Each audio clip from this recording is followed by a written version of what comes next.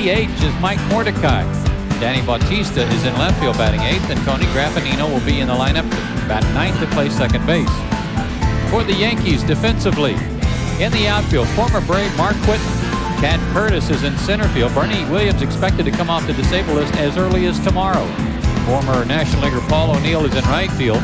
Charlie Hayes is a guy who's had some success in the past against Tom Glavine. He'll be at third base. Derek Jeter, last year's Rookie of the Year in the American League, at shortstop. Luis Sojo at second.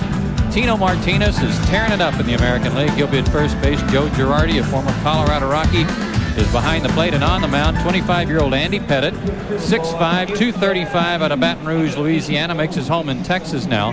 Got off to a great start, but has cooled off since. In fact, he's lost his last 2 decisions, but he has never lost 3 straight decisions.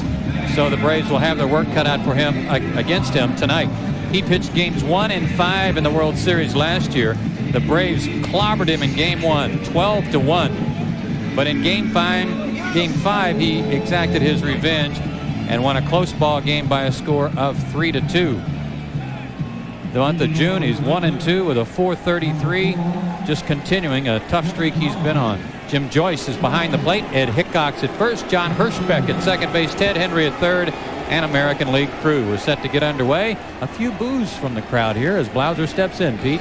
Yeah, I think you're going to hear a few of those tonight as the Braves hitters step in there. Blauser hitting .349, 11 homers and 40 RBIs. Pops up the first pitch. Into shallow right field. Drifting back is Luis Sojo, and he makes the catch.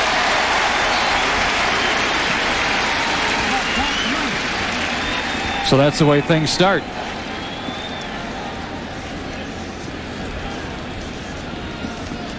And Michael Tucker, a former American leaguer, returns to Yankee Stadium, where he'll have a chance to see Andy Pettitte.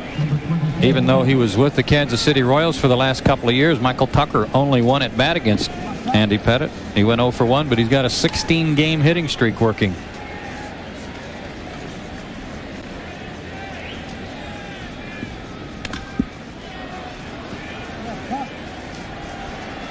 Let's try this microphone. 0-1 to Tucker.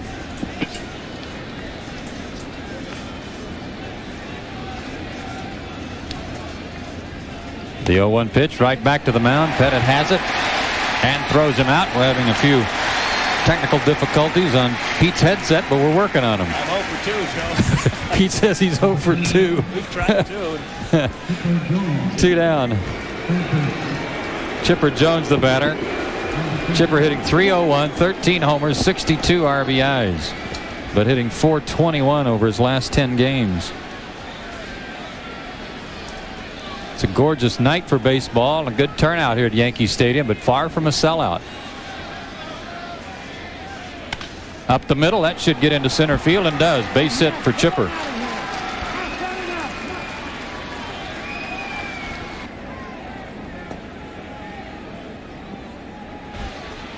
And that'll bring up Fred McGriff, who has hit in 8 straight, and he has raised his average to .283 in the process. Here's a list of Braves who faced Pettitte in games 1 and 5 in the World Series. Chipper Jones continuing some pretty good work against Pettitte, who has a good cut fastball to left-handed hitters and burns it in on the right-handed hitters' hands as well. And a curveball. That's out of play. Fred with 10 homers, 48 RBIs.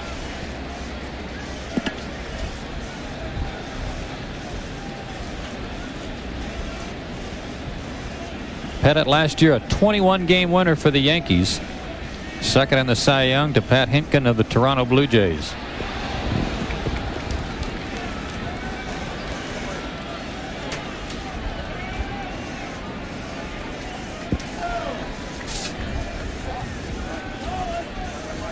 He is 5-3 here at Yankee Stadium.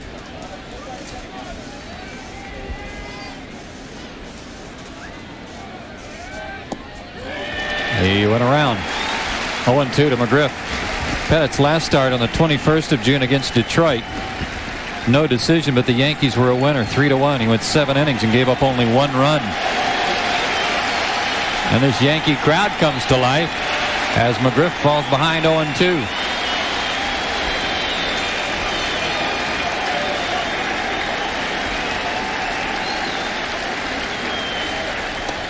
Got him looking. A good fastball inside. Fred didn't like the call, but he's down on strikes. Braves get a hit, but that's all. We go to the bottom of the first. No score from Yankee Stadium.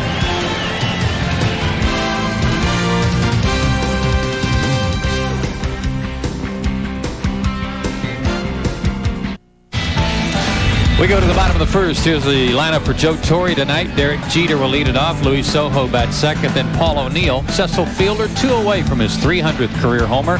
Tino Martinez at first base bats fifth. Then Charlie Hayes, Mark Quinton, Chad Curtis in center, and Joe Girardi bats ninth. For the Braves defensively, some changes tonight with Danny Bautista in left field. Tony Graffinino will play second base. Javi Lopez does the catching for Tom Glavine, who's on the mound for his 17th start of the year. He has 3 complete games and a shutout. His last 3 starts have been dandies. He has allowed only 4 runs over his last 16 innings in his 2-0 stretch he's on. He's won his last 2 starts, and he's pitched 7 or more innings 12 times this year. He has been very consistent. And I think we've got Mr. Van Wieren back. We will try. We will try this microphone now. See if this one will stay with us. Here's Derek Jeter. Thank you, Joe. Jeter hitting .284 for the year, and he's been a hit in the leadoff spot for the Yankees. 4 homers, 36 RBIs. Tom Glavine delivers outside. Jeter, the Rookie of the Year in the American League last year, on a 7-for-14 stretch right now.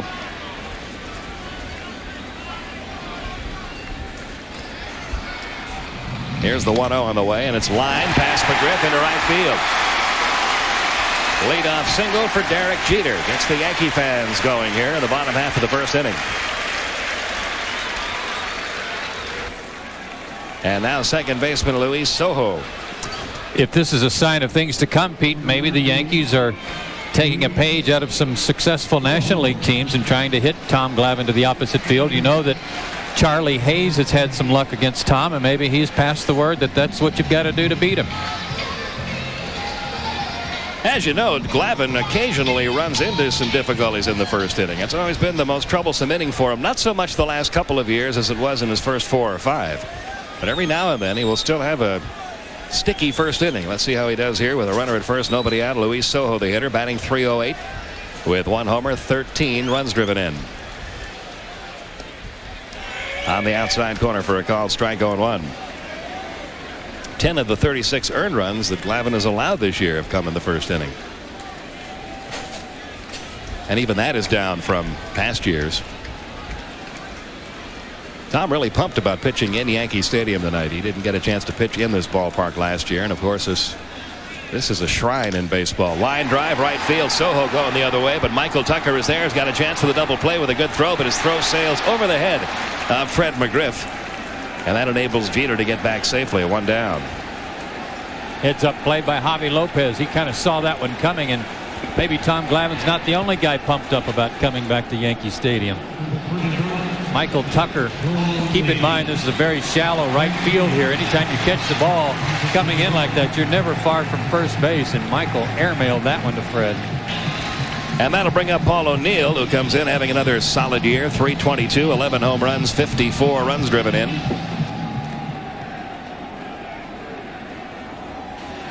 One man out, runner first. O'Neill just 1 for 20 in his career against Tom Glavine when he was over in the National League. And you'll remember when O'Neill was over in the National League, you probably would not have seen him starting a game against a left-hand pitcher. That's true. He hit so poorly against left-handers. He was basically a platoon player. But he's improved his hitting against lefties, so he's in there on a more regular basis with the Yankees. Here's the 1-0. At the knees, 1 ball, 1 strike.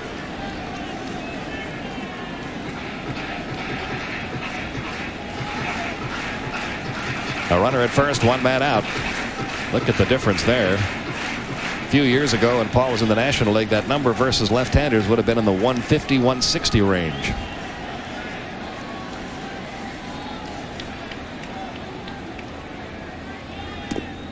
Next pitch is low, gets away a little bit from Lopez, but not far enough for Jeter to move up.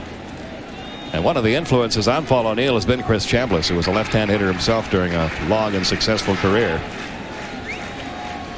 Well, Paul O'Neill was primarily a pull hitter too, Pete. Everything that he hit, even against the right-handers, he tried to yank. So naturally against lefties, he was bailing a little bit.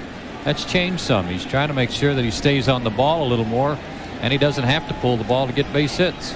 2-1 the count. 3-1.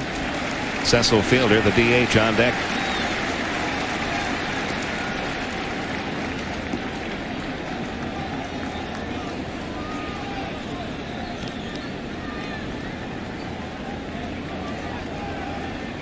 Yankees have been on a good roll too. Offensively especially, they've been scoring a lot of runs, but they've been giving up a lot. They've won 7 of their last 10.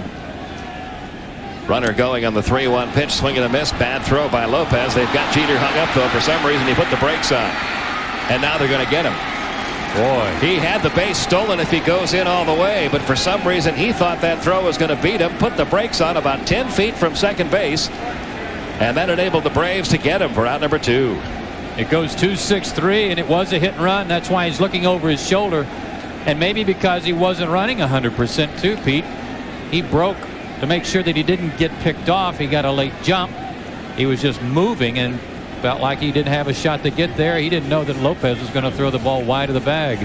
So a base running blunder by the Yankees. 2 outs, bases empty, and a 3-2 pitch on the way down to O'Neill. Little ground ball towards second. Graffinino on the first, and that'll do it for New York in the bottom half of the first inning. After 1, no score from Yankee Stadium.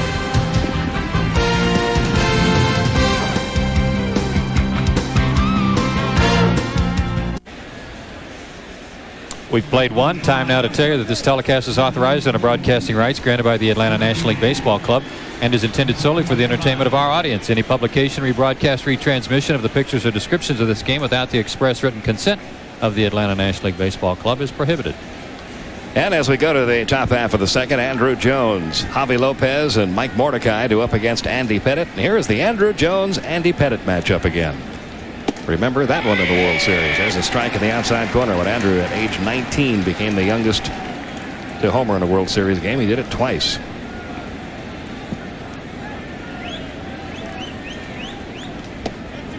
One ball, one strike. Pretty exciting night. Braves looked like they were off and running. Won the first game 12-2. Came back, won game 2 behind Maddox. Looked like it was going to be easy pickings. That was the night that Andrew Jones gave in the post-game interview one of my favorite answers to a classic baseball question. Swing and a miss, the count 1-2. Anytime a new star breaks on the horizon, the question is always asked of him, who was your idol growing up as a kid? And the answer is always Roberto Clemente or Willie Stargell or Mickey Mantle or Willie Mays or Hank Aaron. At age 19, though, think about it. Andrew Jones answered that question. My idol was Ken Griffey Jr.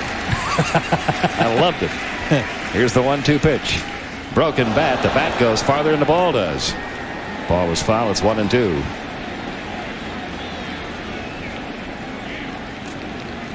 His bat stayed intact in game 1. Well into the seats in left field off Pettitte. And then off Brian Bowringer. A second home run of the night. And a great smile. And it hasn't left him. No. 1 ball, 2 strikes. No score. Top half of inning 2. Beautiful night here at Yankee Stadium.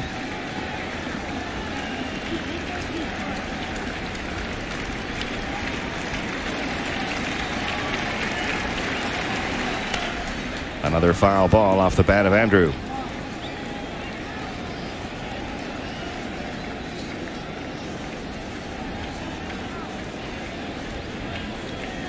Pettitte likes to run the fastball in on the right-hander's hands. It's a good cutter. That's his best pitch to them. Another foul ball, still 1-2. And World Series championship won by the Yankees last year, the 23rd World Championship in their history.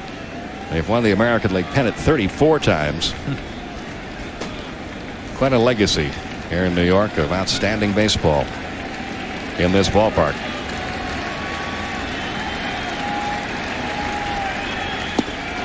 Good off-speed pitch. Andrew Jones down on strikes. Second strikeout for Pettitte. 1 gone. That was not a cutter. That was a good over-the-top curveball and a beauty. Snapped it off, down and in. Good pitch. They built this ballpark, Pete, on a site I was reading today on a site where they think was the first place they played baseball in New York back in 1866. I don't even know that it was called baseball then. Probably called rounders or something back then. Here's Javi Lopez hitting .303 on the year. He went 0 for 4 in the finale with the Phillies, and that was only the second 0 in his last 17 games for Javi. 1 ball, no strikes. First game was played here April 18th, 1923. Babe Ruth hit the first home run here. Up the middle by Javi Lopez. Nice play by Jeter. Look at the range of the young shortstop. Derek Jeter takes a base hit away from Lopez. 2 gone. As we saw in that series with Baltimore and with Toronto, Pete, I think everybody gets a little more pumped up for these games, these interleague contests, a little pride on the line from both leagues. And you're seeing some postseason type play from different individuals, and not the least of which was that one there by Jeter up the middle. Excellent play. Now Mike Mordecai in as the DH tonight. He's batting .224 on the year. No homers, 2 RBIs. First pitch swinging, fly ball right. O'Neill had him played almost perfectly. A 1-2-3 inning for Andy Pettitte. Nothing doing for Atlanta in the top of the second. Still no score.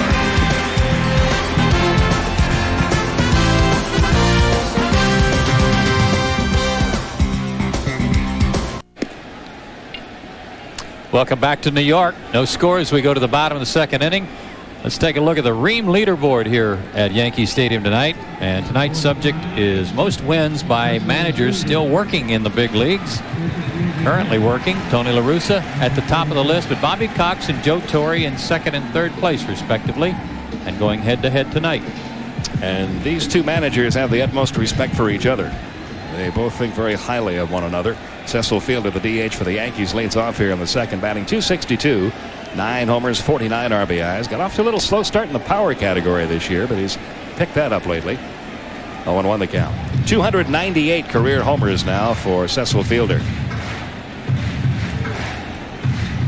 And he probably had the best World Series of any of the Yankees last year. Here's the 0-1. Down low, 1 ball, 1 strike. So good, in fact, you might remember that in Atlanta they benched Tino Martinez, and Cecil played first base and played quite well over there. But Cecil 9 for 23 in the World Series with 2 doubles. That misses low in the count, 2-1.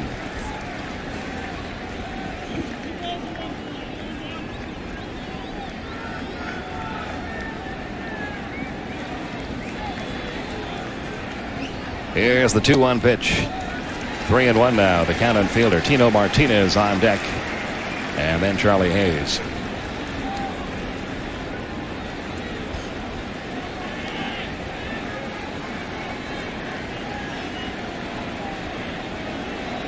Now the 3-1 offering. And it's outside and high. Ball 4. Glavine issues his first walk of the night. A runner at first, nobody out. Listen to the hand for Tino Martinez, and why not? He is hitting .308. He has 28 homers, 76 RBIs. And he is the all-star first baseman in the American League, the starting all-star first baseman. There you see the rest of the starters in the American League. Alomar, Ripken, and Rodriguez around the infield. Ivan Rodriguez, the catcher. Griffey, former Brave David Justice, and Brady Anderson in the outfield. Edgar Martinez voted as the DH. And the National League starters will be named tomorrow, and then on Wednesday, Bobby Cox and Joe Torre get ready to hear some complaints. Yeah, it's never ending, and you can't please everybody. They will name the reserves on the pitching staffs, and there's always deserving folks who the numbers game simply won't allow to participate. Here's the 1-0. Little bouncing ball slowly towards second. Graffinino flips to short in time there. No chance for a double play. Tony Martinez becomes the runner at first. Sorry, Pete. Tony was kind of looking at Tom Glavine, knowing he made a mistake there. Just a mental error. With Cecil Fielder running, you've got an easy rundown guy.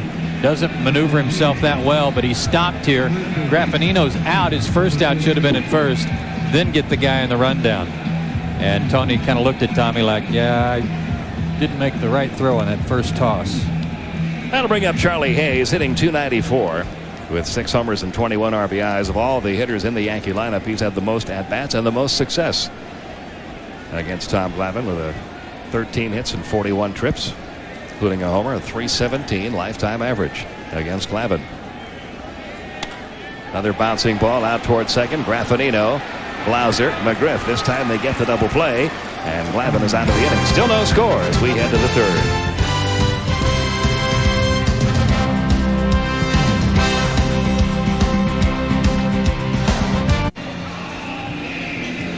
Among those in attendance tonight, more than 1,000 students from William H. Taft High School attending a special Jonathan Levin tribute night at Yankee Stadium. Joe Torre, on behalf of the Yankees, presented a check to the Jonathan Levin Fund for $10,000. Modell's Sporting Goods added $1,000 of sporting equipment. The anthem sung by students representing Taft High School, and Patrice Garrison threw out the first ball after the national anthem was sung. And Jonathan Levin, tragically a murder victim here in New York about a month ago. The son of Gerald Levin, who's the chairman of the board of the Time Warner Corporation, our parent company, and a terrific tribute to a young man who really cared for these kids and made an experience at Yankee Stadium part of the educational process as a part of being a part of the faculty at William H. Taft High School in the Bronx. Nice gesture by the Yankees and by Modell's Sporting Goods. Danny Bautista getting a start tonight in left field, hitting .286, 2 for 7 since coming up from Richmond. 2-0 the count. Well, I keep thinking about that young man that threw out the first ball. He was the first from his family to graduate from high school, and credits Jonathan Levin with the reason he stayed in school. And there are many stories like that. Yeah. Quite a tribute, you're right. The principal, Donald Sexton, said this: Mr. Levin was a caring, devoted teacher who was always willing to go the extra inning to allow our students to hit a home run. Here's the 2-1 pitch. Bautista hits it foul off to the right. The count 2-2.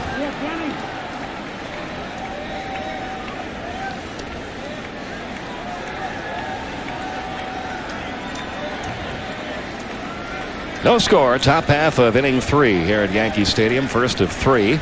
Another night game tomorrow night. Denny Nagel against Ramiro Mendoza. Then Greg Maddux against Dwight Gooden here on Wednesday afternoon. Bautista down on strikes. Third strikeout for Pettit. 1 gone. He has started very sharp with a good breaking ball, something that he hasn't been using much lately, but has certainly utilized tonight with a couple of strikeouts of Bautista at Andrew Jones. Now Tony Graffinino hitting .276 on the year with a couple of home runs. He's from Long Island. Yeah, this got to be a great thrill for him just playing in Yankee Stadium. Anybody that grows up in New York, whether it's around the New York City area, even in upstate New York, this is a shrine. A chance to come and watch a game here is a thrill. 0-1 the count.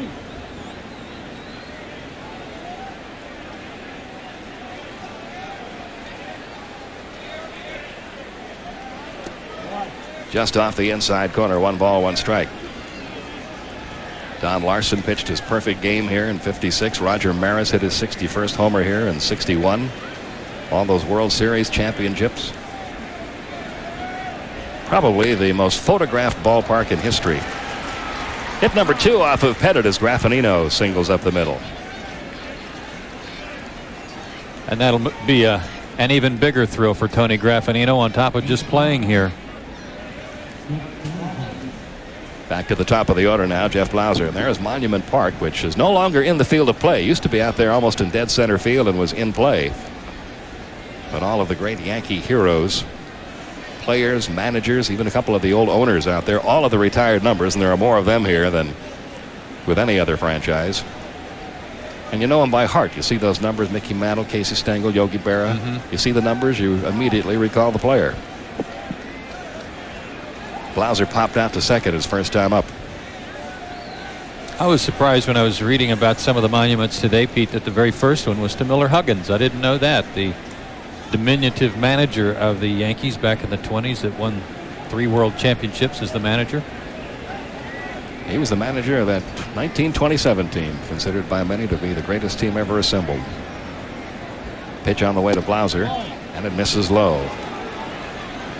1 ball, no strikes. They've redone the stadium since those days, and even since the days of Don Larson and Roger Maris. So it has a little bit of a different look to it now with that Monument Park out of play out behind the left center field wall. And some other changes.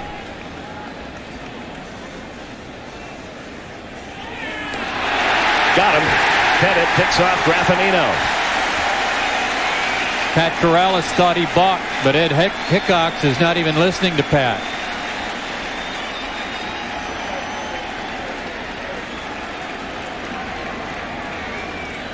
Hickox saying it was a good move. And one of the things you can't do as a left-handed pitcher is you can't bring your foot behind the plane of the rubber and still go to first, and that may be what Pat's complaining about. Now the 1-0 pitch to Blauser, and there's a strike in the outside corner. Count even 1-1. No score. Braves have 2 hits. Yankees 1. We're in the top of the 3rd. I'd say that Tony Graffinino's not the first to fall victim to that.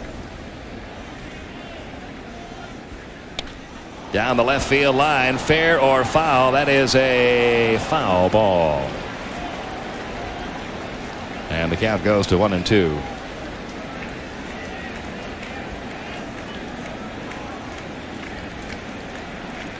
So both teams have had a base runner picked off. Graffinino picked off by Pettit, and Jeter picked off in the first inning when he stopped running and got caught in a rundown and a steal attempt. Here's the 1-2. He couldn't stop his swing. Strikeout victim number 4 of the night. Jeff Blauser down on strikes. Nothing doing for the Braves in the 3rd. Still no score.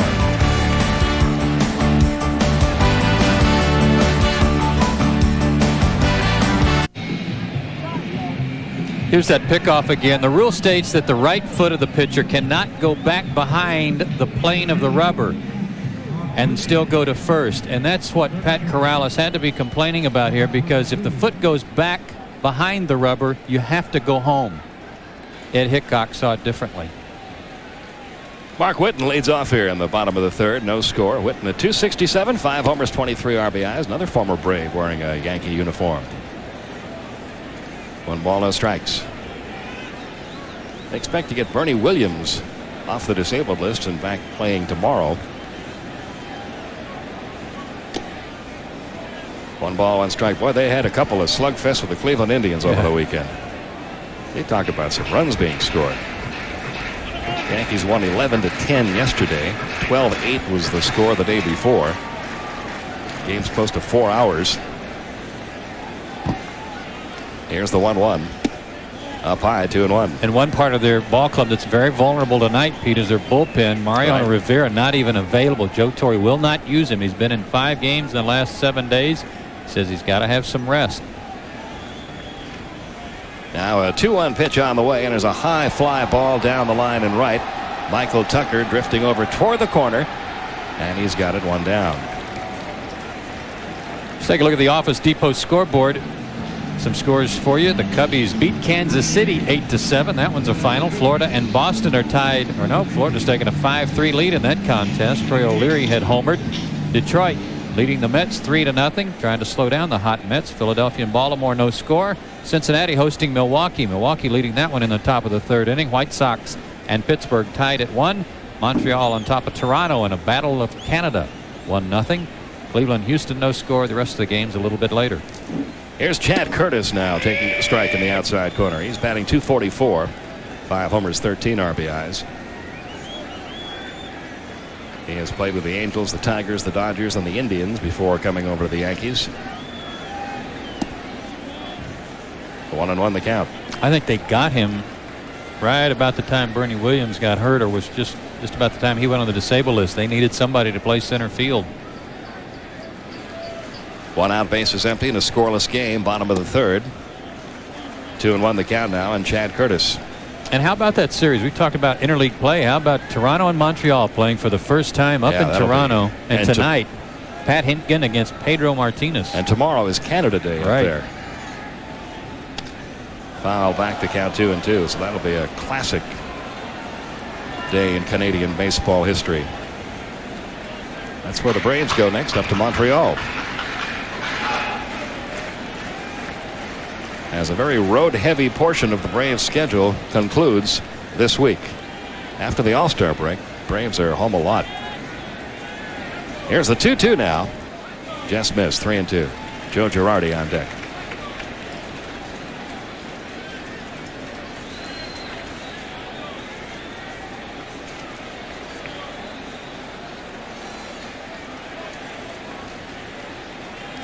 Glavin's 3-2 offering, strike three call. Threw him the fastball inside corner. And Glavin records his first strikeout. Two men gone. That's the pitch that a lot of right-handers these days aren't prepared for. When Tom gets into a 3-2 or a 2-2 situation, they don't look for the ball inside, and he cuts it back over the inside corner and catches Curtis looking.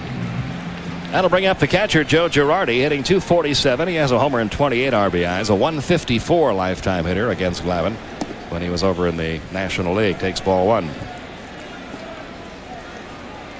Braves still have this 3-game series with the Yankees, and then toward the end of August and early September they will have a 3-game series in Atlanta with Detroit and 3 games with the Red Sox at Fenway Park to conclude their portion of the interleague schedule this year.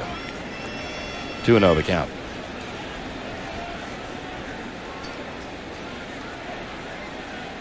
Remember the triple Girardi hit in Game 6 that was so instrumental in their win? So many heroes for the Yankees in that series. Pitching heroes, offensive heroes. Made their imprint on a long list of October heroes wearing the pinstripes of the New York Yankees. Down to first on a walk goes Girardi. Second walk issued by Tom Glavin. And back now to the top of the order, and Derek Jeter had a base hit in the first inning, but then was caught in a rundown and caught stealing. Only 3 walks for Tom in his last 2 starts over 16 innings, but already 2 tonight.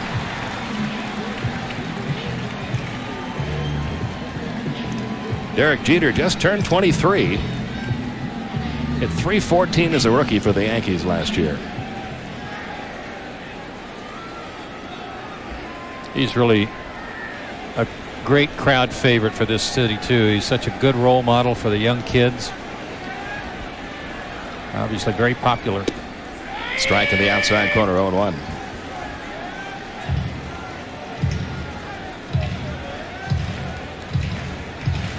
One of the things we wondered about the Braves pitchers when we went to Toronto, Pete, was how much the umpires would give them on the corners. But I remember Greg Kosk and his crew, very generous. There were no complaints at all about the umpiring. And that was a big concern of all teams. American League teams going to National League cities and vice versa. Great stop by Blauser. Flip to Graffinino to get Joe Girardi on the force at second. That'll do it for the Yankees in the third. We've seen some good defense from both shortstops in this game. No score after 3.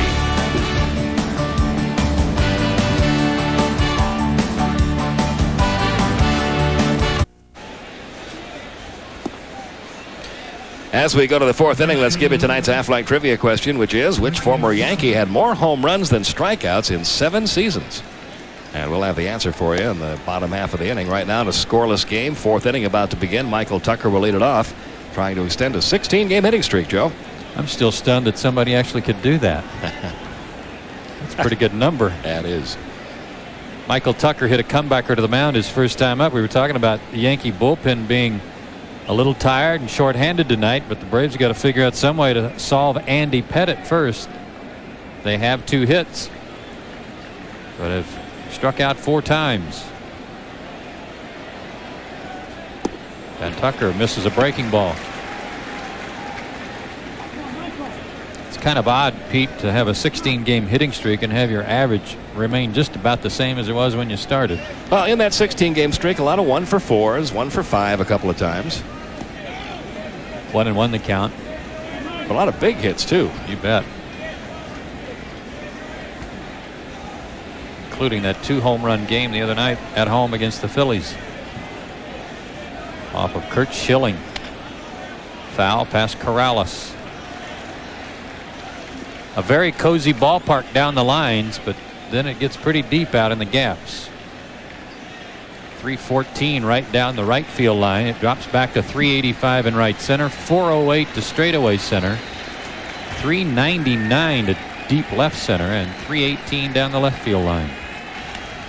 Tucker bunts right out in front of the plate. Girardi on it quickly though and nails him. He was bunting with 2 strikes, but Girardi was right on it. If he had gotten that a little further down the line, either direction, he probably would have had a base hit, but he bunted it right out in front of the plate. Trying to pull a surprise with 2 strikes. The infield was all back, so nobody would have been able to get to it if it's down the line a little further. Good play by Girardi.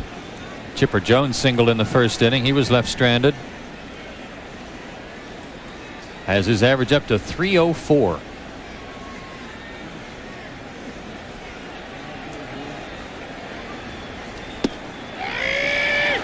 And as we showed you earlier, 2 for 6 against Pettit in the World Series.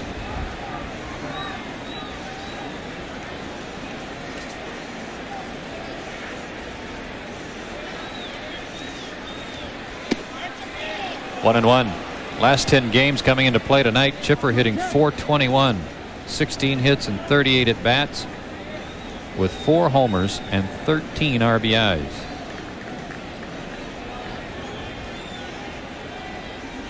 .36th pitch for Andy Pettit, a little bit inside. 2-1. Pettit was a late draft choice by the Yankees in 1990. Went in the 22nd round and didn't sign until the next May. They got him inked just before the next draft in '91. Another good breaking ball.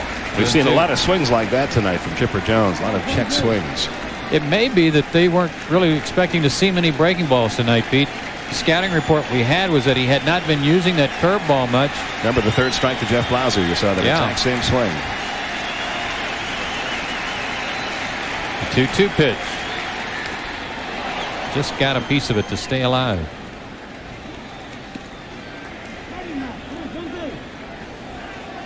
Pettit, rather than signing with the Yankees in 1990, went to San Jacinto Junior College in Texas, and then when that season was completed in the spring of '91, then he signed with the Yanks.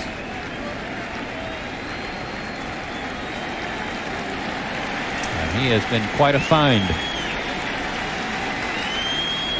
Didn't look comfortable from the beginning of that windup, so he stopped midstream.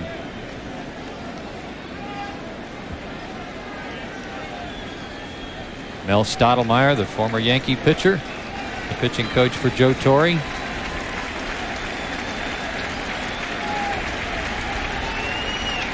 Again, the 2-2 pitch to Chipper. Just missed. Full count.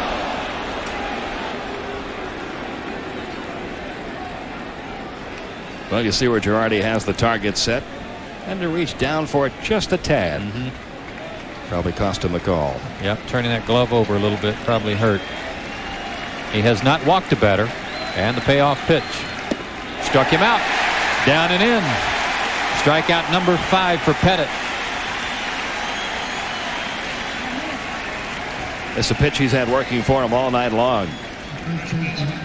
It just rides right down on the ankles almost of the right-hand hitters. Looks like a strike though, and it starts out. 2 down for Fred McGriff, who struck out looking in the first inning. Objected to the call by Jim Joyce.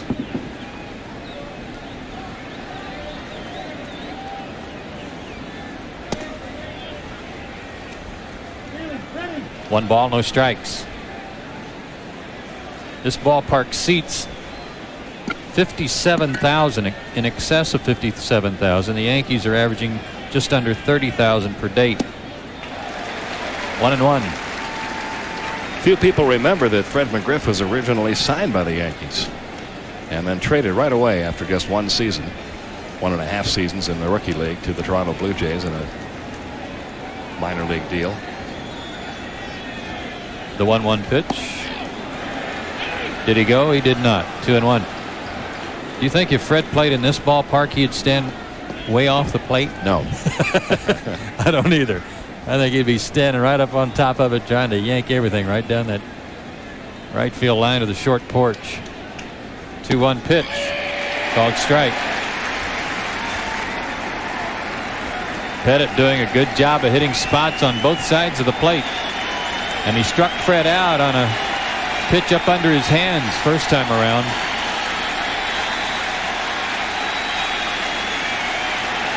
2-2 pitch to second. Soho's got it on an easy hop. Braves are down in order again. 3 up and 3 down. We played 3.5. No score from Yankee Stadium.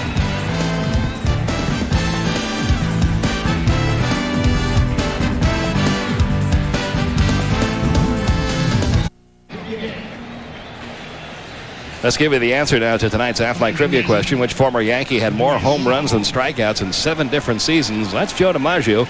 Almost did it for his entire career. He had 361 homers in his career, 369 strikeouts. That's just completely amazing. And I was amazed as Luis Soho leads off the bottom half of the 4th inning. That's something else you were talking about before the ball game, Pete. First the 0-1 pitch. Softly hit into shallow right field. That's going to drop for a hit. And a good start to the Yankee half of the 4th inning. But that had to do with DiMaggio's hitting streak and how many games were played here during that streak. Yeah, it was a large number. 38, something like 38 of them were just a streak of the schedule. They used to have long homestands and longer road trips back then. His hitting streak ended in Cleveland, but a good number of those games were here at Yankee Stadium. Paul O'Neill, the batter. He grounded to second his first time. The Yankees have had their leadoff man aboard in 3 of the first 4 innings, but have not scored. In fact, they have not had a man reach second base, but then neither have the Braves.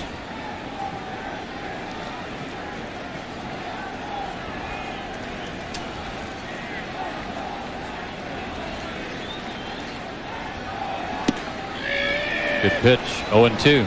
Told you that Paul O'Neill was hitting left-handers better and showed you that he's hitting over 300 against them. Tom Glavine likewise doing a better job against left-handed hitters this year, allowing only a .234 average against. Last year it was considerably higher. Couldn't get him to chase that off-speed pitch. 1-2. Cecil Fielder to follow.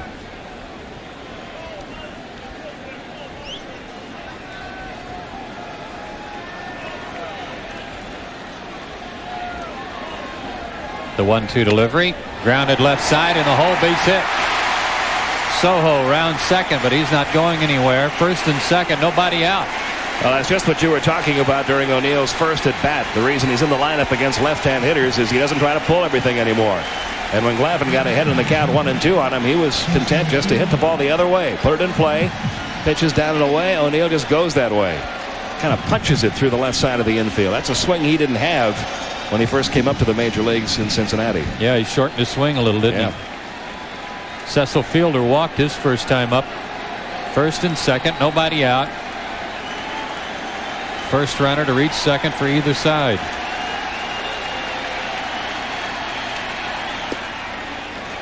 Ball 1. Glavine threw Fielder a strike the first pitch of his first at bat and then walked him on the next 4.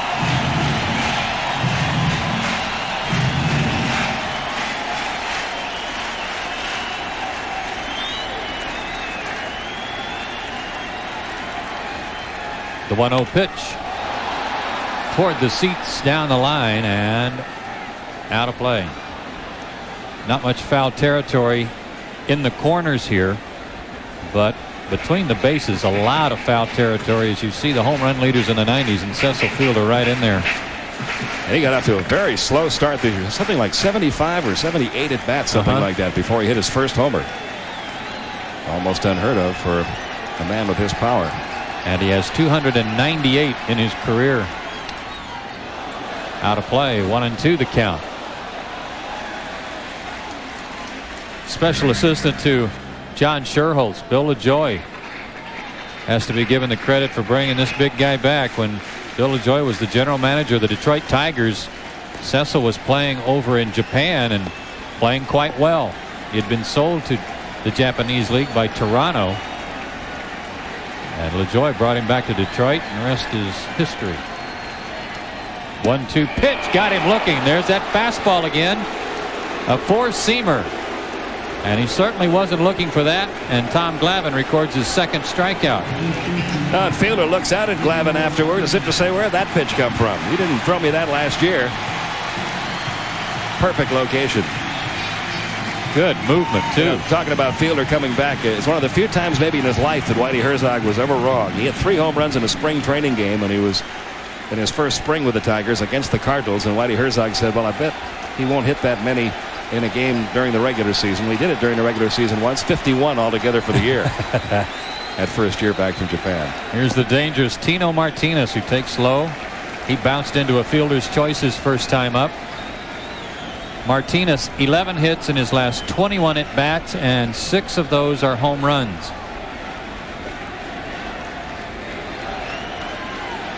He has done something only 2 other Yankees have done at this stage of the season. 2-0.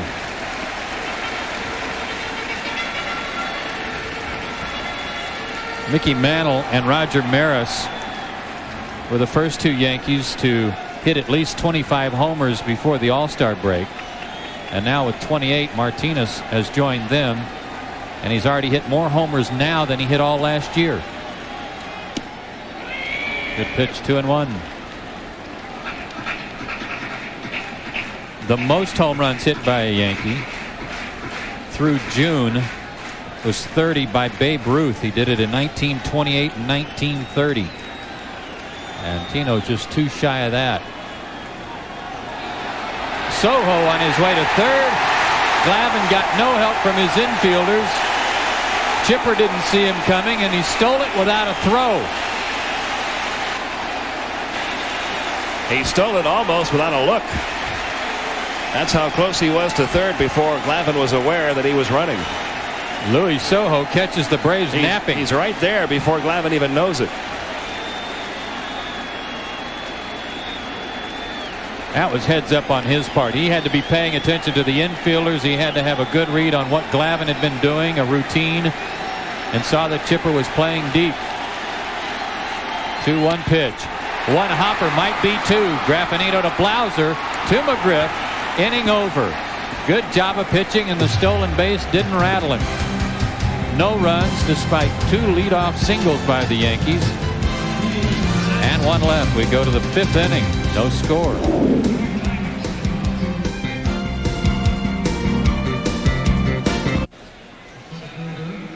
This Friday at 3 on TNT, first round coverage of the Azusa Celebrity Golf Championship from Lake Tahoe. Ernie Johnson will host the coverage. That includes such notables as John Elway, Jerry Rice, Mike Schmidt. That's all this Friday, TNT at 3 Eastern. These guys can all play, too. You will see some long drives. That you will. Andrew Jones will lead off the 5th for Atlanta. No score from Yankee Stadium. Andy Pettitte misses outside, ball 1. Andrew struck out his first time up. Fred McGriff getting a tip or 2 from Clarence Jones.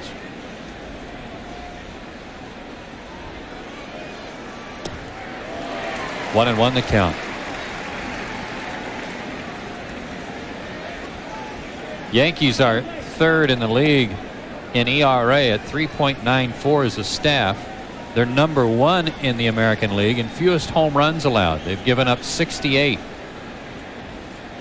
That compares with 51 allowed by Atlanta in the National League. 2-1. But also keep in mind the DH factor.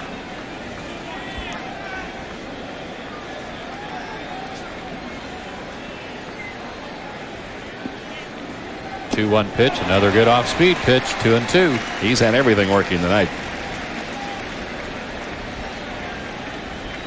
We're talking about the foul territory, and I'm sure Don will talk about it some when he comes over in the bottom half of this inning, about the depth perception when you're standing on the mound. It is a mile from home plate to the backstop here.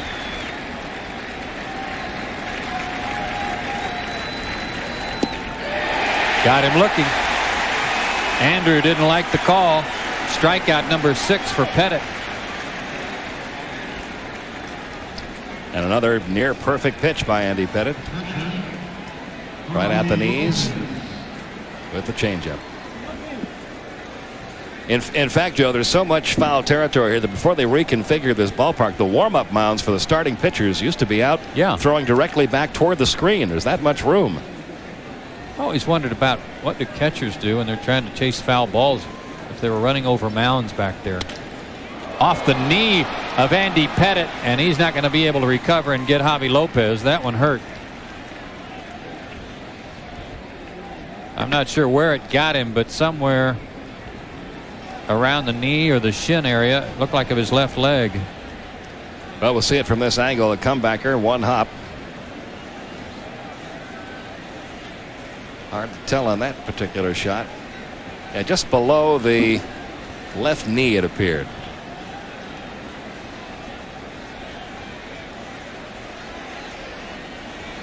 More toward the upper calf than the knee itself. Gene Monahan is the team trainer. I believe that's Steve Donahue out there with him at the moment. But he's in a lot of pain.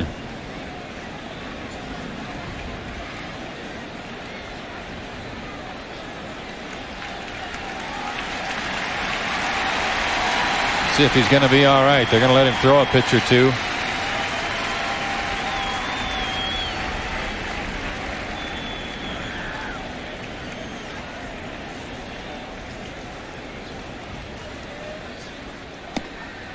Looks like he'll be okay.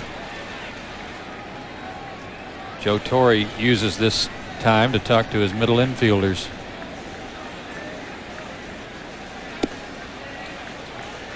Got some key people on the disabled list for the Yankees. Bernie Williams, who told you expected to come off tomorrow. Tim Raines still out. Brian Boehringer out. Darryl Strawberry's been out almost all year. They just got Pat Kelly back shortly. So they've had to play through some injuries this year. Well, apparently Andy Pettit is going to be able to continue, and that's good news for the Yankees. We are in the fifth, no score, but the fact that their bullpen has been used up over the past weekend against the Indians, something that concerns Joe Torre, and he's hoping to get a lot of innings out of Pettit tonight, but not at the expense of his pitcher if he's hurt. And Joe spent an extra couple of minutes out there just to make sure that Andy Pettit is really okay. Runner at first and one out, and the batter is Mike Mordecai. You got to be thinking a little bit about a bunt here, don't you? Test him a little. I'm not talking about a sacrifice bunt, but maybe thinking about bunting for a base hit, even if you push it to first base and then try to beat him to the bag.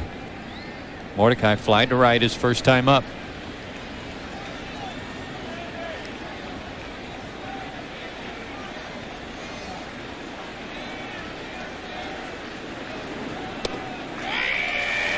Oh, and 1. Pettit's strikeout high for the year was 10. It came on May 14th against the Twins in Minnesota. But he got no decision that night. Yankees went on to win at 6-5. The 0-1 to Mordecai. Turned it over a little bit. Morty tried to pull it. Double play. Gets him out of the inning.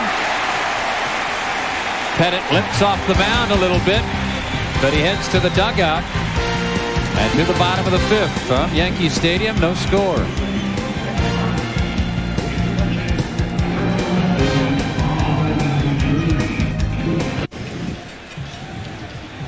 Well, I've always looked up to you, but never as much as this. I think we got to swap these chairs around. A little bit of a different ball game for the Yankees. They were an 11-10 ball game yesterday. Now all of a sudden, 2 left-handers and a heck of a pitching duel up there. Right you are, Sonny. Go ahead with it. You want me to do? Okay. We go to the bottom half of the 5th inning. Charlie Hayes will lead it off. Both these pitchers rolling right along. Hayes hit into a double play his first time. Pettit limping noticeably as he went off the mound, as you see. I think the trainer wanted him out of there, and you can see right there he's really hurting. And he's going to yank him out of there right now. Yeah, he's in a lot of pain.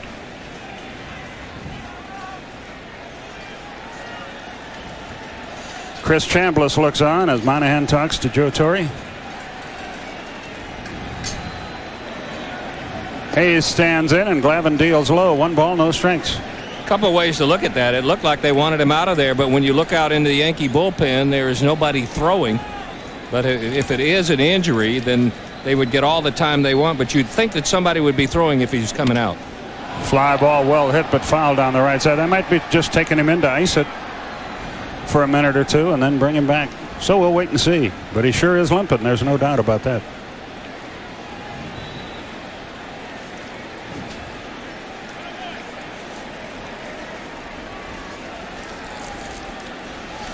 Nobody on, nobody out. 1-1 the count on the right-hand hitter. He's back on the bench. And there's a solid hit to right. Tucker over to cut it off. And he'll hold Hayes at first with a single. That is the fourth safety of the night for the Yankees. Charlie Hayes is one of those veteran right-handed hitters that you don't get away with mistakes, especially hanging curveballs. That may be one of those good news, bad news. The good news is that it stayed in the park. Watch how this just stays upstairs and spins. Glavine wants to break it down and in, but Hayes just waits back, shoots at the right field. Hayes has the most intelligent batting helmet I've seen yet. Yes. He protects that cheekbone. Mark Whitten, our old friend, stands in. Takes a shot at right field as he did his first time, but he fouls it off. It's 0-1. Glavine has made some clutch pitches tonight, Skip, and he's had to because 4 out of the 5 innings, the Yankees have had the leadoff man on, so he's been pitching from the stretch right away in almost every inning. He's been helped by 2 double plays. Detroit hammering the Mets tonight 6-0. They're in the 6th. Florida 5-4 over Boston in Fenway in the 6th. Cal Ripken has a grand slam, and Baltimore leads the hapless Phillies 5-0. They're in the 4th. 1-1 the count here to Mark Whitten, who is a much traveled ball player, but a pretty good one.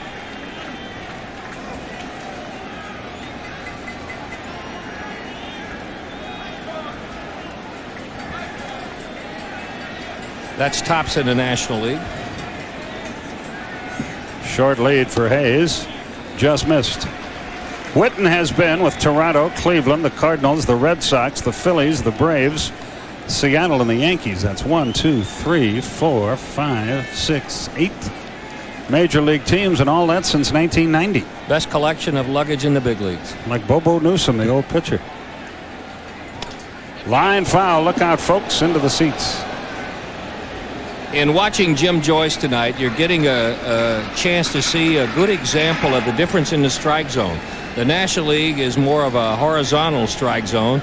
Goes east and west a little more liberally. The American League, they'll give you a little more up and down, especially at the top of the strike zone. But to get that inside-outside corner, you got to put the whole ball over it. 2 balls, 2 strikes. Short lead by Hayes. Double play ball. 6-3. Third DP of the night for Atlanta. Glavine gets that ground ball when he needs it again. 2 down. And Chad Curtis will be the batter. By the way, this Jim Joyce, the home plate umpire for all you literary types, is a relative of the famous Irish poet James Joyce. Which means he is probably not a relative of the former sports editor of the Pensacola News Journal, Ronnie Joyce. Well, it could be.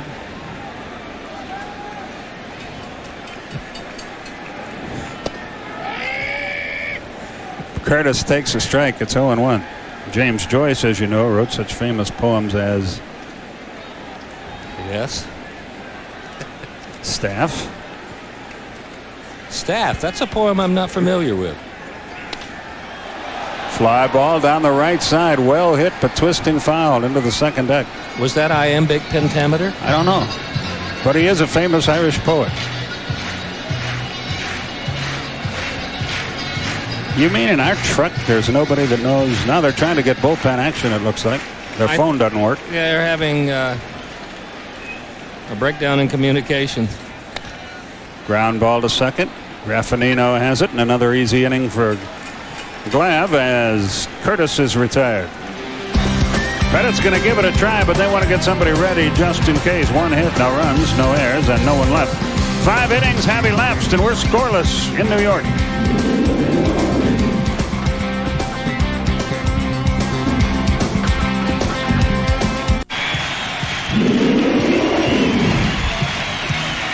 Through 5 innings, no score. Game summary pretty much centers right around the mound. Tom Glavine has allowed 4 hits, but he has been helped by a couple of double plays that have ended the innings.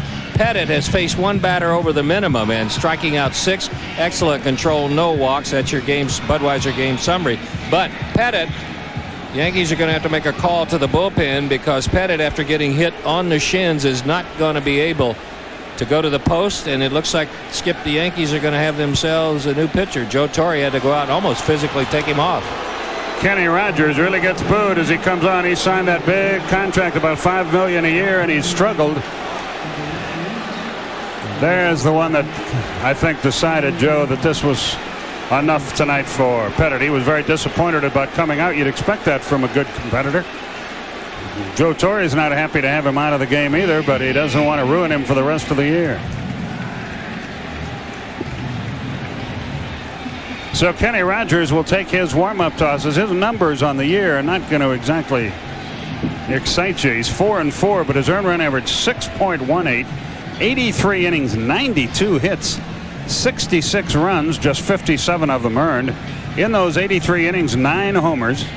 The league hitting .279 against him, so he's been hit hard. About the only break he's had this year has been the trials and tribulations of Mariano Duncan. Till then, he was the whipping boy here, but Duncan most recently is the guy that's been in the spotlight, so Kenny Rogers has been able to duck it for a little while. You know, as we have some time here, Don, I'd like to get your views. Tonight's our 81st game, so this is the halfway mark when tonight's game is over. I guess the plus this year over the past has been team speed, and maybe the minus would be the bullpen, generally speaking. I think it's a different ball club this year. Team speed is certainly one of the ingredients, but if you look up the Braves numbers, the home runs are down, but the runs are almost the same. The different ways of scoring runs. Jeff Blauser in the 8th spot is right near the top in runs scored. Most of the year he's been hitting in the 8th spot. His on-base percentage, one of the best in the National League. But I think what you're seeing is more and different ways of scoring runs. And I agree with you. I think right now, Bobby Cox has had to use and maybe overuse Mike Bielecki a little bit. I think Mike Bielecki is the kind of guy that is going to shut you down. Here's what we're talking about numbers-wise. You see the record 2 games better this year. The batting average is up. The home runs are down. Stolen bases almost twice as many and 5 more runs. So the Braves have more ways to put pressure on the pitching. And a lot of that has come recently with Kenny Lofton not being out there. But getting back to Mike Bielecki, he started to blossom last year when he was the guy you brought in to pitch the 7th inning to slam the door, and he did it by striking out a lot of guys. But being used as much as he has been, it's that 2nd inning that's taken the toll. And I think right now the Braves are desperate is not the right word, but somebody in that bullpen has got to say, I'm going to get him out in the 7th inning. Maybe let Bielecki go to the 8th inning and get him to Wohlers, but somebody is going to have to step up the second half and get the job done. And so fans say, well, why don't you make a trade and get help in the bullpen? It's very, very difficult to do. I spent maybe 20 minutes today talking with Bob Watson, our old friend, who's now the general manager of the Yankees. That's what they're looking for, is bullpen help. And you go around the leagues and you see a lot of that. There's a fella on the right in your picture. When he comes back, hopefully in August, that'll take some of the pressure off. Well, he came into that role last year and really blossomed. He got more and more confidence and just exploded. And I don't think anybody really realized or would admit what a loss Pedro Borbon was going to be. He has encountered a little setback with some adhesions breaking loose, but he is starting to come along. Brian Harvey hasn't been able to take that next step and to get ready to go. There's some news on him tonight. They've extended his stay through next Sunday at Greenville. I believe this time he had to give his consent. Yes, he did. His earned run average is up over 5. The scouting reports I have heard is that his split finger pitch is okay, but his fastball is not up to snuff yet, and whether that's ever going to happen or not, who knows. So if it does, it's a plus, but you can't really rely on that yet. Good outing for Embry yesterday, and I think he took that next step. I think with the way the Braves pitching staff is set up, the only left-hander down there being Embry, you can't go left, right like Davey Johnson was able to do with Baltimore. So what Bobby Cox is looking for is somebody to pitch like Bielecki does. He gets out righties, he gets out lefties.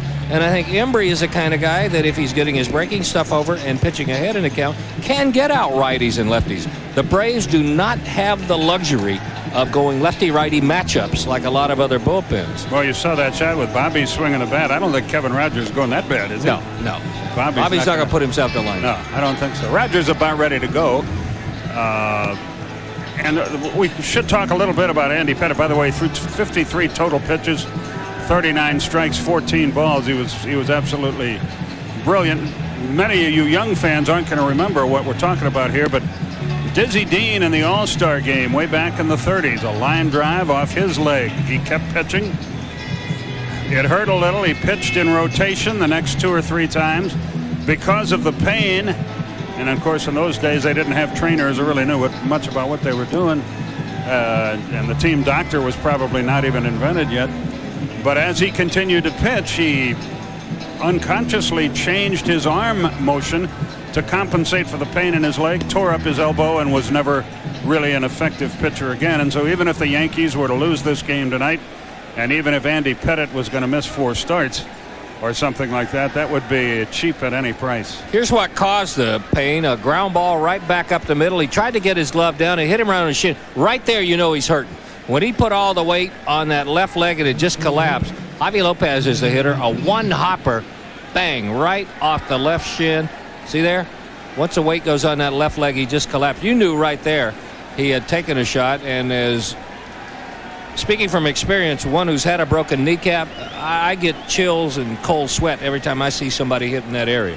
It looks like Rogers is all set to go. He is, and the other thing about Pettitte, it's not going to get better right away. It's going to get worse. Danny Bautista leads things off in the 6th inning. And Rogers delivers, and Bautista fouls it into the upper deck, 0-1. No score, but Andy Pettitte has had to leave the game, and he pitched brilliantly. He really did. The only final we have, the Cubbies beat Kansas City today, 8-7.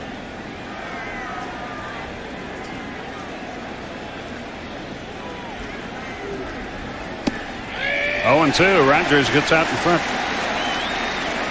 This guy's been a good pitcher down through the years, but he's struggled in New York. He's not the first guy that's done that. Remember Ed Whitson? Ed Whitson.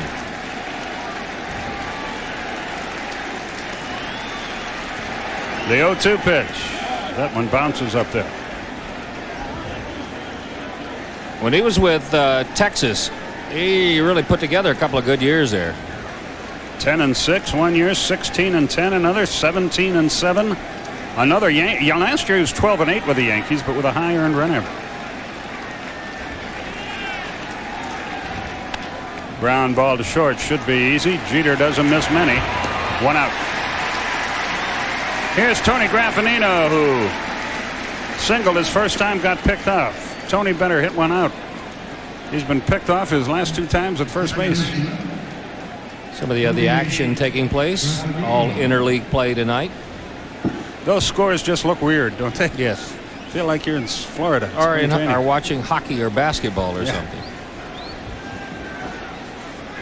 1 out, nobody aboard. Graffanino singled his first time. And Rogers goes to work. You know, when a guy's struggling like he's been, maybe this is the kind of situation where he will be at his best. He doesn't have time to think about it. Just go out and pitch. He's upset with George Steinbrenner, who isn't.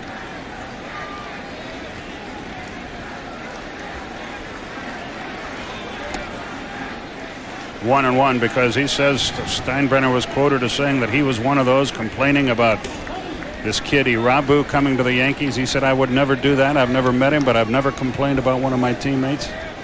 And he challenged Mr. Steinbrenner to show him where he made such a statement. Yeah, show me the tape or play me the tape or show me the quote somewhere. Speaking of Irabu, he pitched for Columbus tonight against Rochester. Lasted only 3 innings. Gave up 5 hits, 3 runs, 2 wild pitches, we understand. There's another guy upset.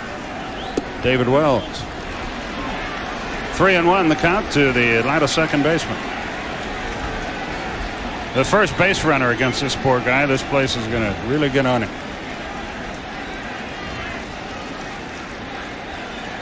The 3-1 pitch. Swung, ground ball to third. Should be an easy play. Hayes to first, 2 out. Boy, look at that Joyce. The umpire hustled on the first base line. He was stride for stride with Joe Girardi. Good to see that. 2 out.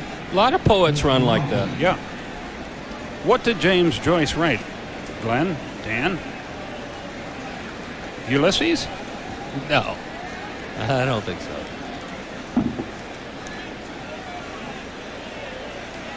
Yeah, it was Ulysses. See? Blauser fouls it away, 0-1. Is that all he wrote? Apparently that was a big enough hit he didn't have to write anymore. He wrote Ulysses and Peyton Place. Those were his 2 biggies. Just kidding. That was Grace Metalius, who is no longer with us. The 0-1 pitch.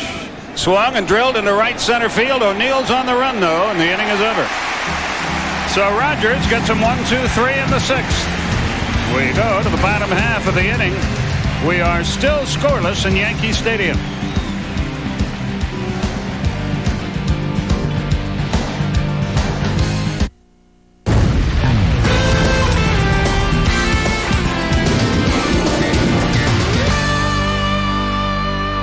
We go to the bottom half of the 6th inning.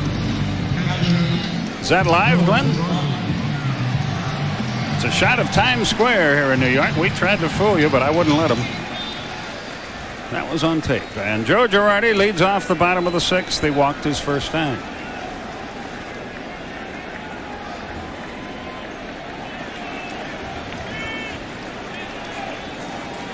Glavine goes to work, and Girardi lashes it foul into the seats down the right side.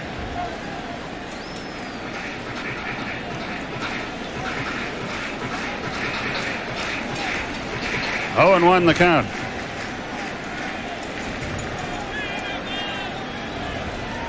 Girardi hitting just .247. Boy, he got a big hit in that World Series game, the triple off Maddox in Game 6.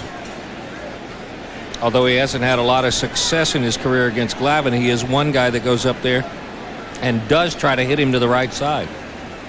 Well, Girardi's probably one of the brightest men in baseball. He's really a sharp cookie.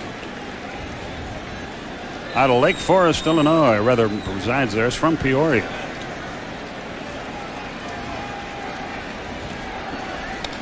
Fouls another one away to the right. He graduated from Northwestern University with a degree in industrial engineering. 3 times earned academic All-America honors. Smarter than I am. 2-2 the count. He should be able to come up with some interesting signs. Yeah, they tell me that when he and Maddox were battery mates, nobody could figure out what they were doing except them.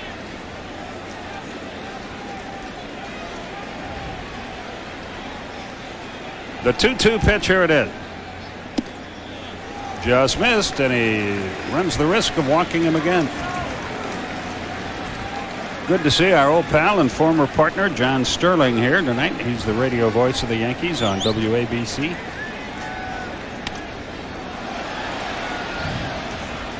Still 3-2. Glavine tried to sneak that fastball on the inside corner like he did to Curtis and like he did to Cecil Fielder, but Girardi had watched him enough to know, maybe think it was coming, and fouled it away. He walked him again, a leadoff walk in the 6th. 5 of the 6 innings, the leadoff man has gotten on. 3 walks for Tommy, and twice it's been Girardi. Here's Derek Jeter.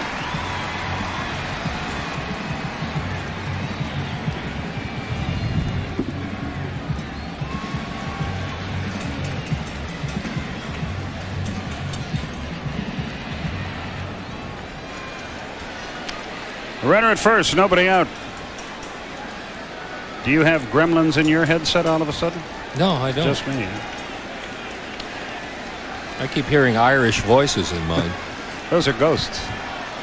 The pitch, Jeter was going to bunt, took it low and outside. 1 ball, no strikes. They asked for help, but it's still ball 1. Ed Hickox made the call at first. He's related to Wild. No, I don't know that. Different spelling. 2 balls, rather 1 ball, no strikes. George Steinbrenner here at the ballpark tonight. People scurrying to and fro up in the Yankee offices. The pitch, runner going, fouled away. See if everybody's all right over there. And I guess they are.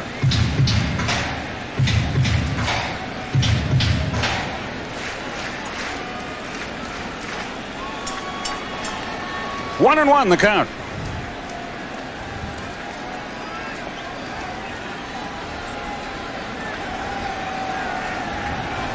Girardi edges away at first. He runs well for a catcher. He has 1 stolen base in 2 tries this year, and Glavine to Jeter. Steve Reich outside corner, 1-2.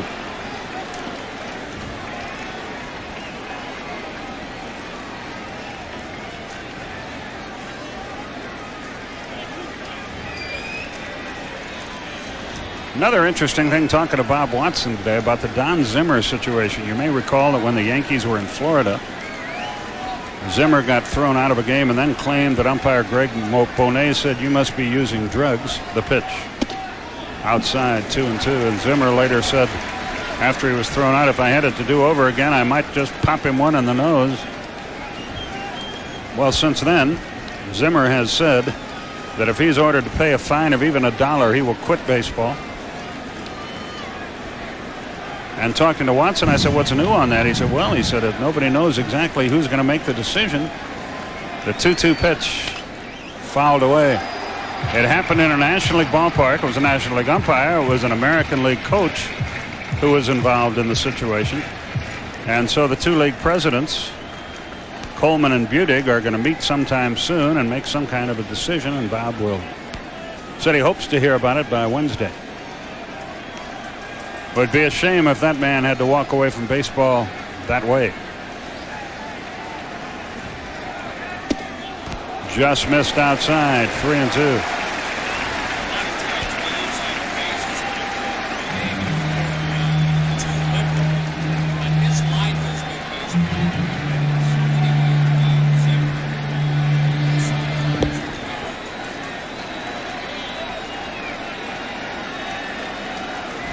I told you those gremlins would get you.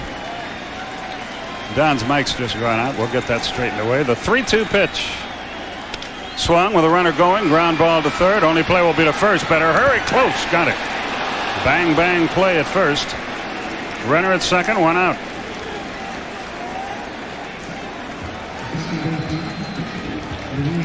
What Don was saying was that we use the term, and he's right, we use the term credit to the game of baseball far too much. But that in Don Zimmer's case, that's an accurate statement. Am I back on? Yes, you are. Well, wonderful. And I quoted you fairly accurately. Well, that's close enough. Runner at second. That's the go-ahead run. 1 out. He's a guy who's devoted his life to baseball, and baseball has been his life. It should end on his terms. Strike called. I see both sides of that coin. Zimmer is from an era when if you accuse somebody of being on drugs, that's about as bad an insult as you can get. Yeah, it's like questioning a guy's heredity. It's just something you would not do. But a younger generation, I hear that expression all the time, so, which means, are you nuts? You know. So I hope they can resolve it without anybody ending their career. Soho fouls it back. 0-2 the count. This guy's hitting .311. They keep talking about they don't have a second baseman. What's wrong with him? They've got Mariano Duncan. They've got Pat Kelly. I would say they're pretty well fortified at that position.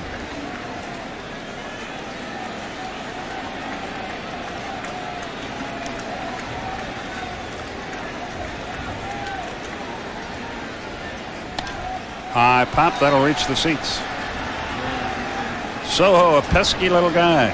I thought he did a good job for Seattle last year. He's a good, solid ball player.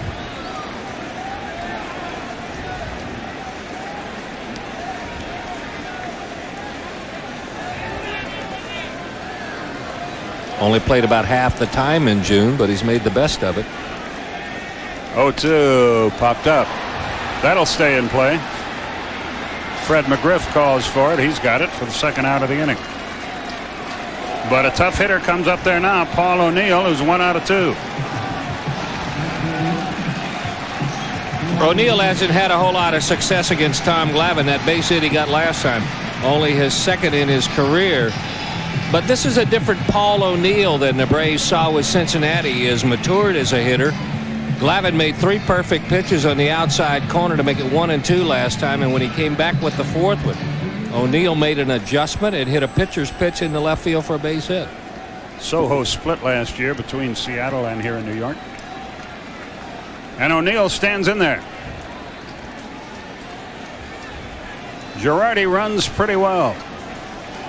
He carries the go-ahead run at second. Fastball just missed outside. O'Neill has grounded to second and single. We got a good ball game going here. Pitchers duel, no score. That's what makes this guy an outstanding player. He rises to the top in the big spots. Chased a bad ball there. Tried to pull an outside pitch. 1-1 the count. Then he did what you see hitters so often do, turn and ask the umpire, was that a strike? Kind of gives him an idea the next time of one in the area. Should he swing at it or should he not swing at it? The Marlins continue to lead the Red Sox 7-4 outside, 2-1. They're in the 8th already. Montreal over Toronto 2-1 in the 7th. Vladimir Guerrero a homer. All the scores coming up on the award-winning Delta scoreboard with Don Sutton in the 7th inning. The 2-1 pitch. Here it is. Caught the outside corner at the knees. It's 2-2.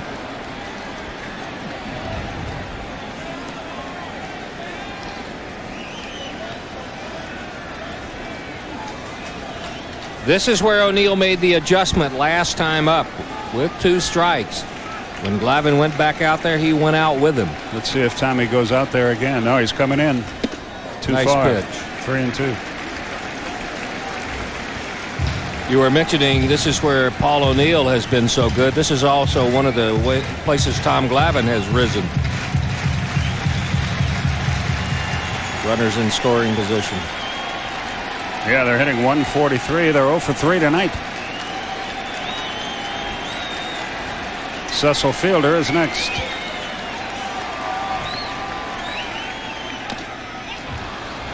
That came up and bit him in the side. Still 3-2.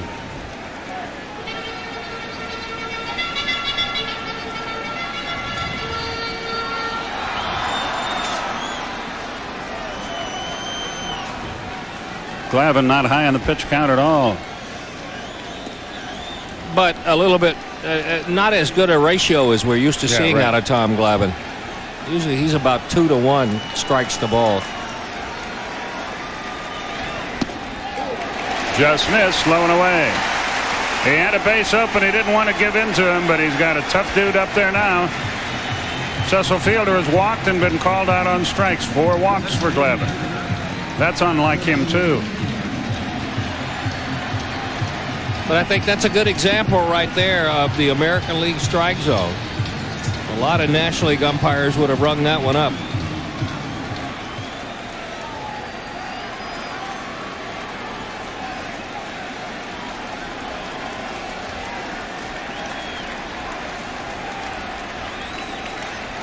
Fielder waits. Just a little bit low. 1 ball, no strikes.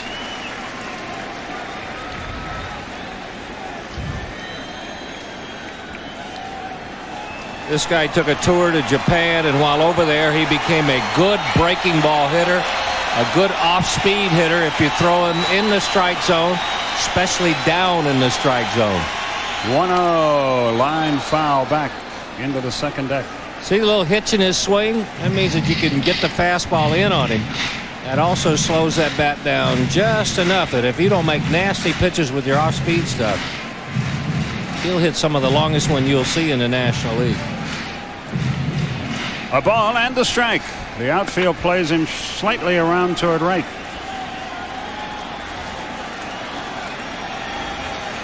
One of those guys that stands way back in the batter's box off of Tom Glavine. The 1-1 upstairs. 2 balls and a strike.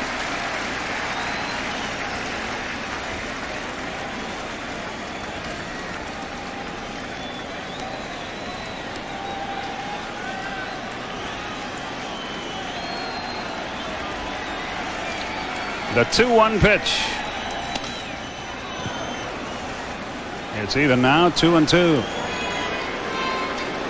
They even boo the ball boy when he boots one out in right field here. Tough crowd.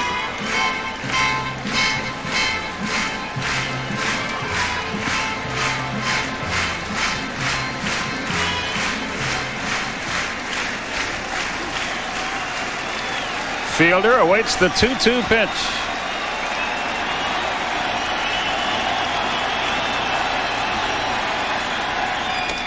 Little chopper out toward the mound. He doesn't run well at all. Inning over.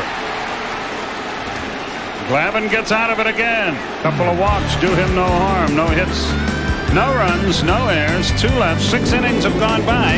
We are scoreless.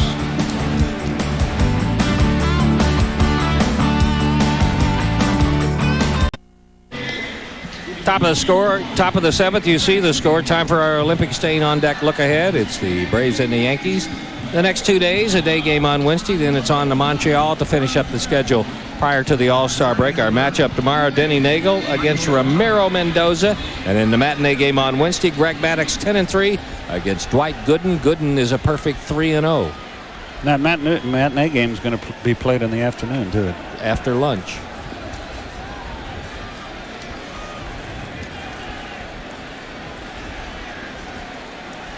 Quite a tribute today prior to the game to Gerald Levin's son Jonathan from Taft High School here in New York. 0-1 the count to Michael Tucker.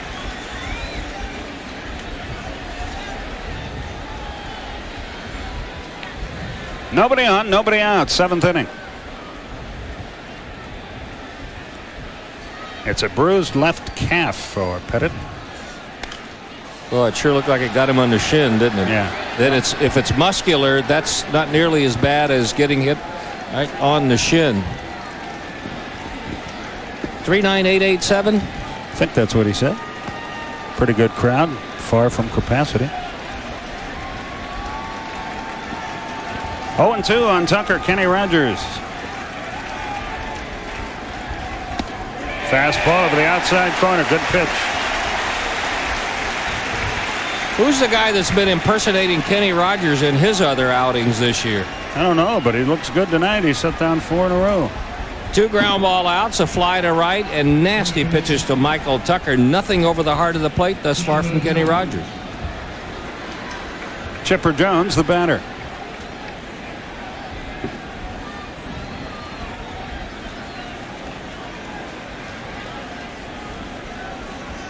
Chipper has a hit tonight. He's 1 out of 2. The Braves have left only 1 runner in this game. Yankees have left 4, and they've hit into 3 double plays, so they've had more chances than have we. The 0-1. A little bit outside. It evens it up at a ball and a strike.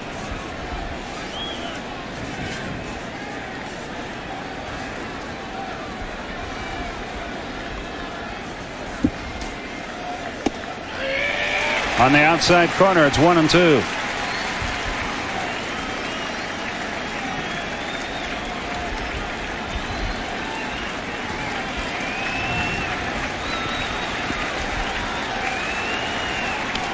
Line foul into the seats.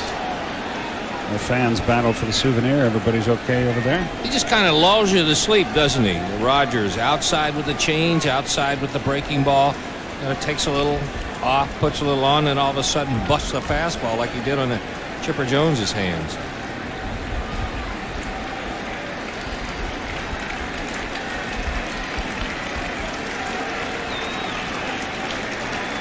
The 1-2 pitch. Here it is.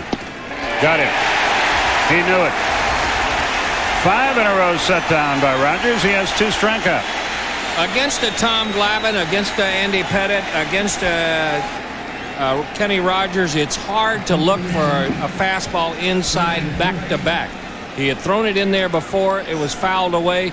You got to be thinking he's trying to set up something off speed. Then he came back with a perfect pitch on Chipper Jones. Here's Fred McGriff.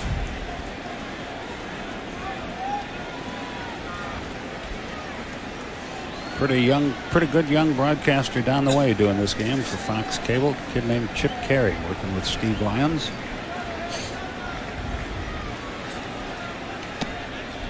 Outside, 1 ball, no strikes. I detect a slight note of pride in your voice when you say that. More than slight, believe me.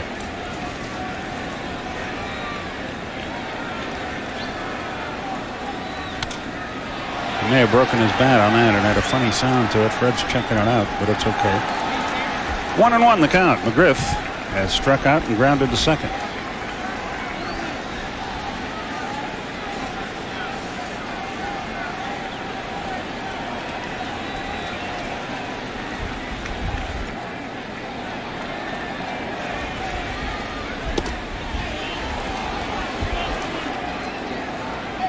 I don't know what they get Rogers on the radar gun at, but as is typical of so many left-handers, he never throws anything straight. 2 balls and a strike.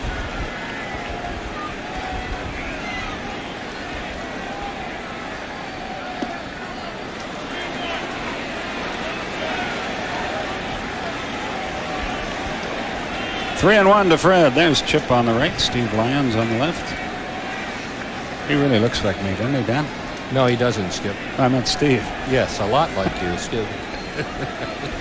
3 balls and a strike. They walked it. So Fred's aboard with 2 out and Andrew Jones the batter. He found this ballpark to his liking last October.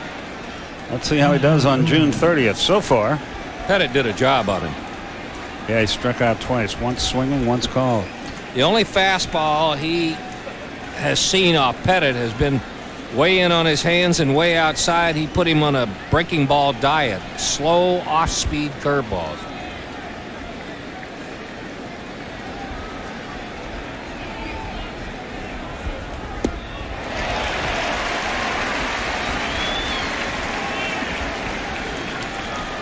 Oh, 1 the count.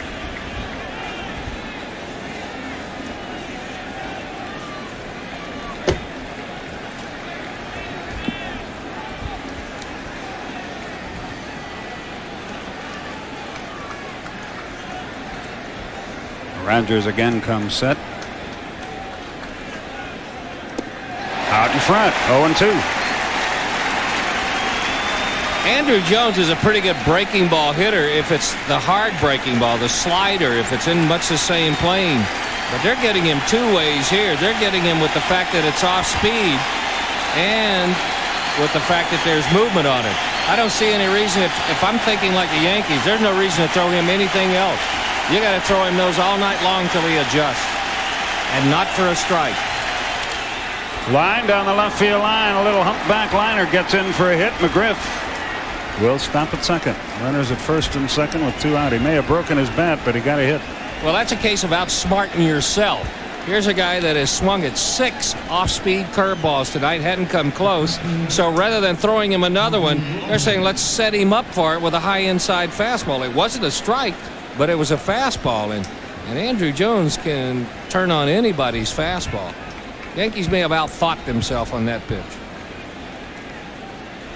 So Javi Lopez is the batter. He's 1 for 2. His hit, a solid shot up the middle, knocked Andy Pettit out of the game, though it took another out before it happened.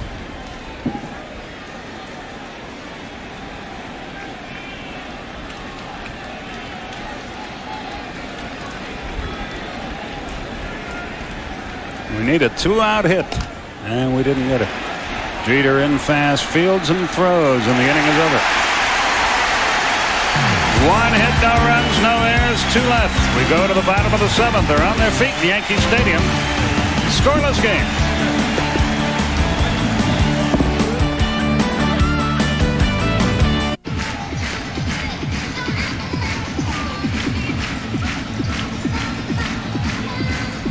We go to the bottom half of the 7th inning.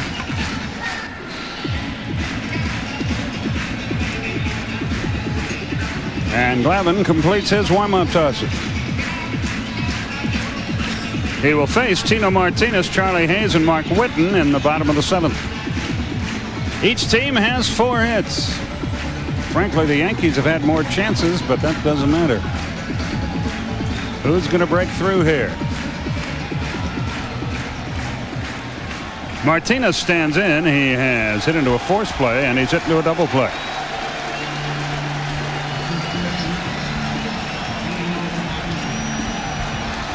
$39,887 paid.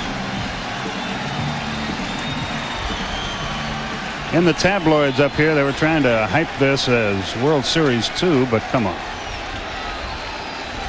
Nope, not in the middle of June. Early July, you're not going to be able to pull that off. That's in the alley for a hit. Andrew over quickly to cut it off. So a go-ahead run potentially at first base with nobody out. And Charlie Hayes will be the batter. Braves have turned 3 double plays tonight. You don't get to be as good a hitter as he is without hitting some good pitches. But normally what you see with a guy like him is that as he gets older and he gets better, he doesn't miss a mistake.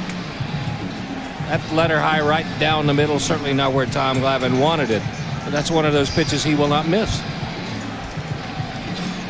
Martinez is not blessed with great running speed, which could be a factor before things subside in this inning. Charlie Hayes is 1 for 2. He hit into a double play in the second, singled in the 5th, and killed us in last year's World Series. Outside, 1 ball, no strikes.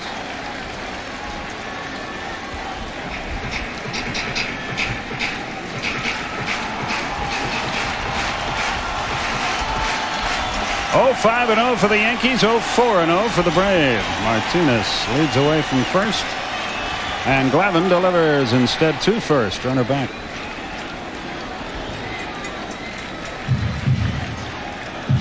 Boy, it's a non-stop noise here, isn't it? Man.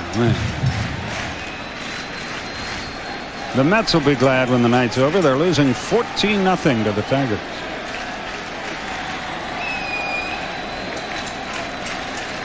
The 1-0 pitch, foul to the screen. He took a shot at right field. It's 1-1.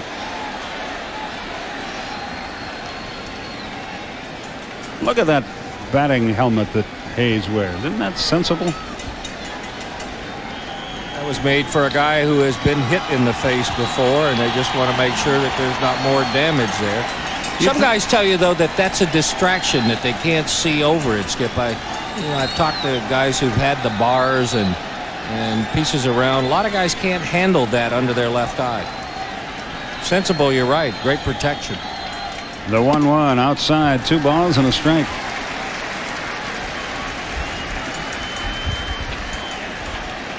I think all youth baseball now has gone to the full side flaps on both sides that you have to wear it. You have to wear it when you're batting, and you have to wear it when you're running the bases, which is a very good idea. And if your Little League program or youth program doesn't do that, make sure they do it next year.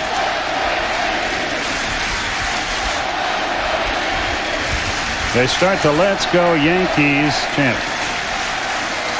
And the 2-1 pitch. Caught the corner. It's 2-2. Hayes didn't think so.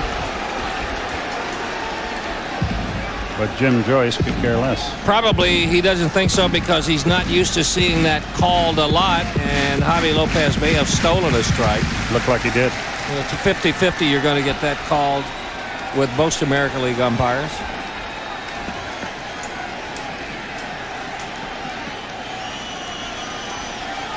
The 2-2 pitch. There's a drive into left field. On the run, Danny Bautista. He's got it. That ball was scorched, but only a noisy out, 1 away. Mark Whitten, the batter. We were talking before, just about everybody is looking for middle relief pitching. But unfortunately, when everybody's looking for it, it's a seller's market. Yes, it is. And so some of the clubs that do have it, who may feel like they don't have a chance to win, are trying to exact the king's ransom. Outside to Whitten. Mark has hit into a double play and flied to right. I've often wondered why ball clubs in that role don't take their minor leaguer, who's the hardest thrower, who throws strikes, and put him in there.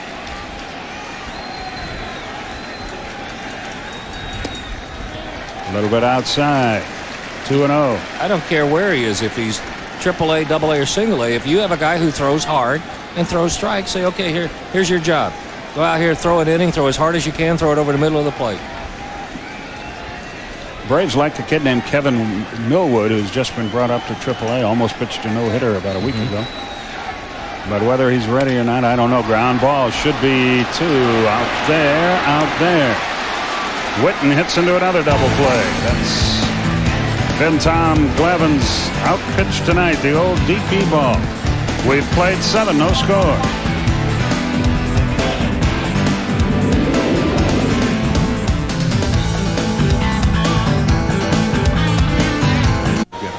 Let's take a look at our Delta scoreboard. Clark's home run the difference for the Chicago Cubs. Boston trails Florida 8-4. Detroit has scored 9 runs after the 6th inning. Philadelphia gave up 6 to Baltimore in the 3rd inning. Milwaukee by 1 over Cincinnati. Pittsburgh is leading Chicago. Montreal and Toronto have a good one going. And I started to say over in the American League. Houston leads Cleveland 3-0. St. Louis by 1 over Minnesota. Anaheim and Colorado just underway. Texas at LA, San Diego at Oakland, San Francisco at Seattle. And you're up to date on the Delta scoreboard. That always throws me. The right column is supposed to be American League. I wonder why they don't play half the games in American League cities so that your umpiring crews aren't stretched so far. Boy, they do have to call up some folks for that, don't they? Mr. Rogers' neighborhood has been a very good one tonight. He's pitching extremely well. In relief of Andy Pettit, who had to leave due to an injury, a bruised calf. Point you brought up earlier when he came on may have been a very good one. This is not a situation where Kenny Rogers had time to think about who he's going to pitch to, what he's going to do. It's, hey, get ready, you're in there. Boy, he didn't miss by much there. A lot of times you see pitchers who may be fretting or worrying about their job or struggling. You might see them come in and make some good pitches. That was a good pitch.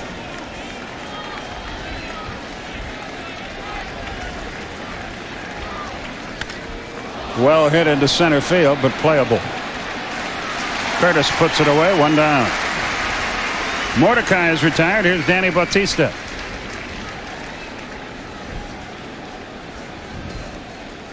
Rogers, born in Savannah, lives in Arlington. He pitched for Texas from '89 through '95.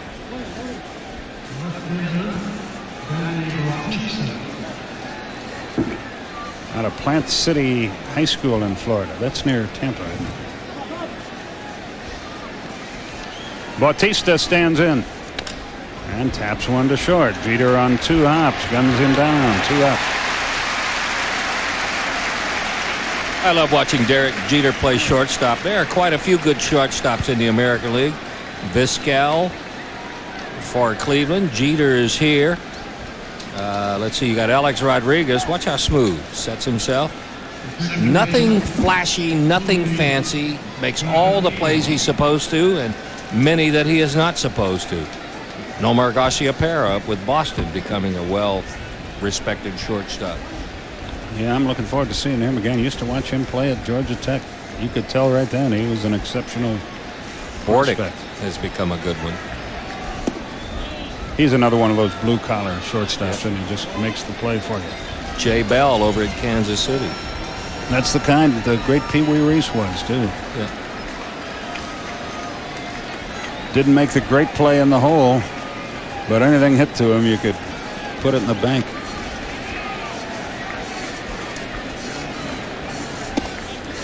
A little bit outside to Tony, 2-0. Graffinino 1 out of 2, but he got picked off first after his hit back in the 3rd, a single up the middle. We haven't hit the ball very hard at all.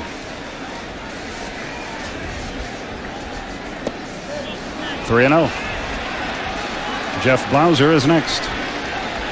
With the game going the way it's going, do you green light Graffinino? He has home run power. Yeah, why not? If you fail, you start top of the order anyway. Might see a better pitch here than he's liable to see, or the next hitter is liable to see.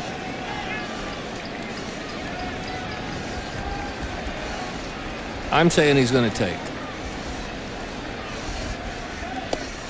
I'm saying you're right. 3-1. He would have hit a home run on that pitch, though. There's no doubt about it. There it was.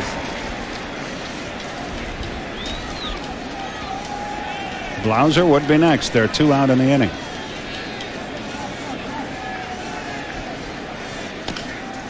Full count now, 3-2. Rogers is pitching. 3-0. See, he threw him a straight fastball right down the middle. 3-1. He came back in the same spot, but he threw him one with a lot of movement on it.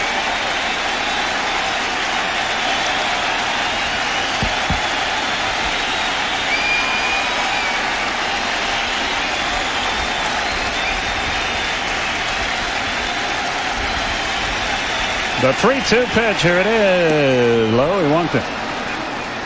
So Graffinino gets the pass. The second surrendered by Rogers. He's at first with 2 out for Blauser. Jeff is 0 for 3. He's flied to right, lined to right, and struck out swinging.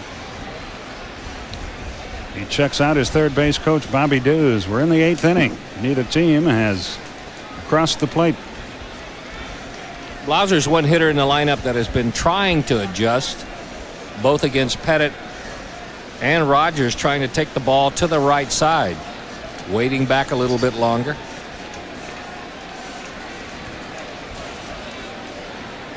To first. Not this time. He got back there in a hurry. Pat Corrales is complaining too. He's saying that both Rogers and Pettit almost go so far home that he wouldn't be surprised to see the hitter swing at that pickoff attempt. The right foot lands almost directly toward the first baseline. Back easily. That wasn't his good move because he stepped toward first. All he wanted to do was let him know he knows he's still over there. Yeah, I haven't forgotten you.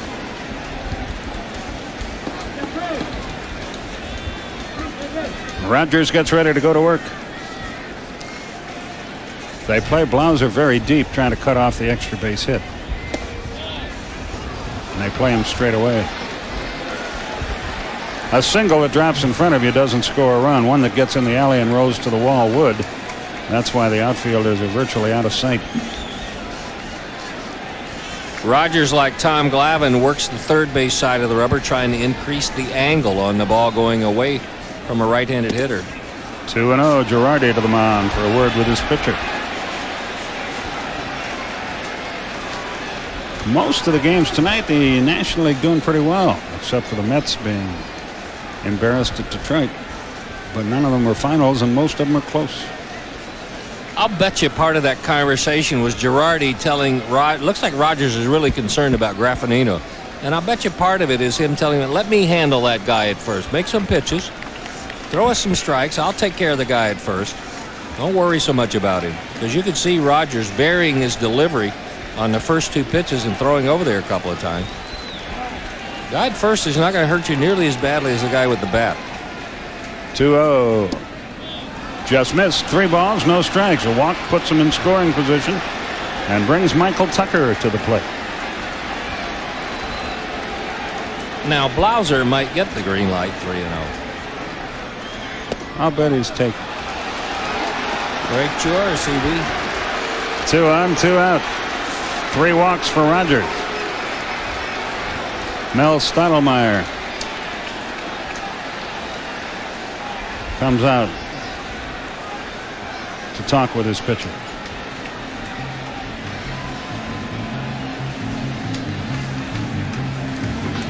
Michael Tucker struck out again, was called out against Rogers in this game.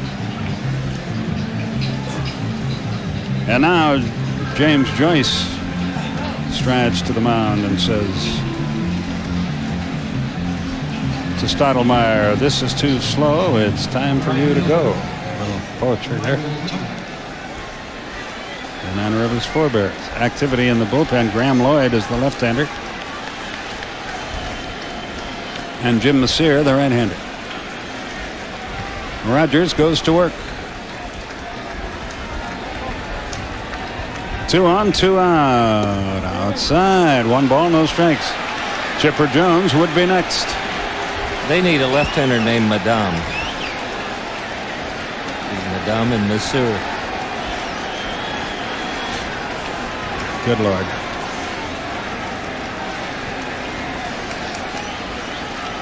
Michael's 16-game hitting streak might be on the line right here. That's in there, 1-1. He didn't like that one either, but it looked like a pretty good pitch. A big breaking curveball. It started inside, broke all the way across the plate. He's actually seen his batting average drop during this streak. Outside, 2-1. Pedro Martinez pitched a 3-hitter tonight. And Montreal beat Toronto 2-1. Vladimir Guerrero his 4th homer. Carlos Delgado his 15th. Pat Hentgen pitched a 6-hitter of his own. 2-hour, 3-minute game. 2-1 Montreal. Does it have the attendance? 37,430. Not so good. No, I'm surprised. The 2-1 pitch. Outside, 3-1. He's about to walk the bases full of Braves.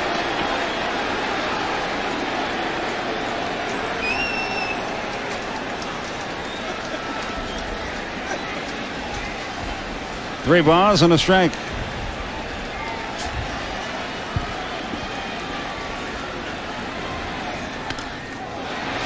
Runners will be going on the 3-2 pitch here in the 8th inning. Don Sutton, Skip Carey with you.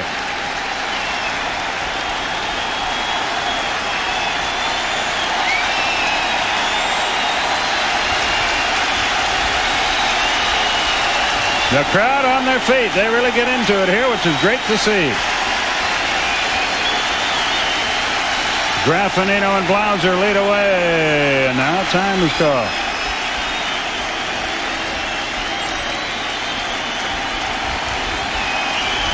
Now everybody's ready. I think Joe Girardi asked for that time. The 3-2 pitch. There they go. Here it is. Ground ball. Martinez hands it. Rogers covers, and the inning is up. And if he doesn't beat him, Graffinino scores. He was racing toward the plate, but the Braves again threaten for the 2nd inning in a row. They leave 2 aboard. We go to the bottom of the 8th. No score.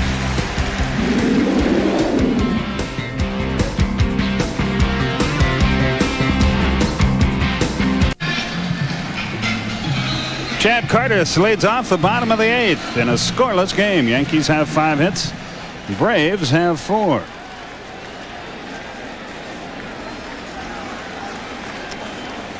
And Glavine goes to work, and Curtis corks one right at Chipper, 1 out.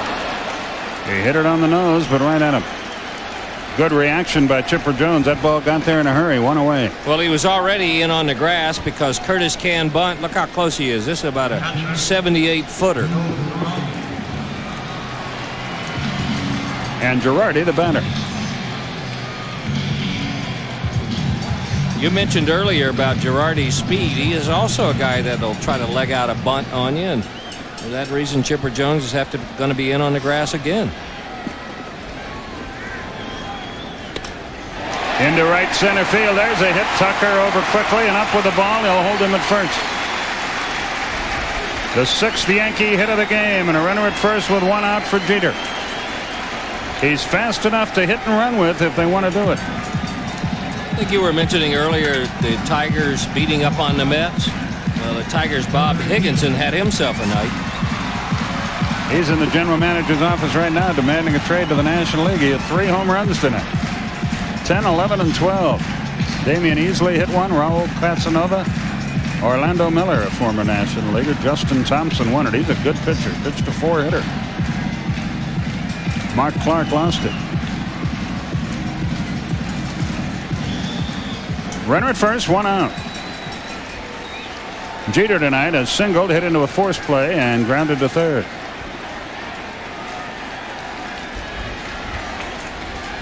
Girardi a short lead. They throw over, and he's back easily. Same 2 teams tomorrow night. Denny Nagel and Ramiro Mendoza will be the pitchers, and then Dwight Gooden and Greg Maddux on Wednesday, and then it's off to Customs again in Montreal. 3rd straight trip to Canada.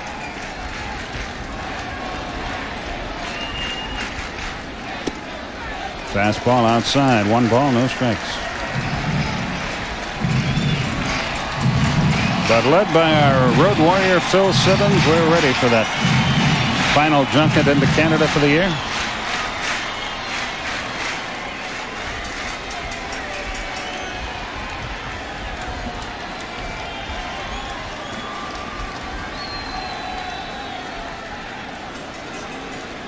You might wonder why Girardi has the gloves in his hands. We see Tom Glavine doing that.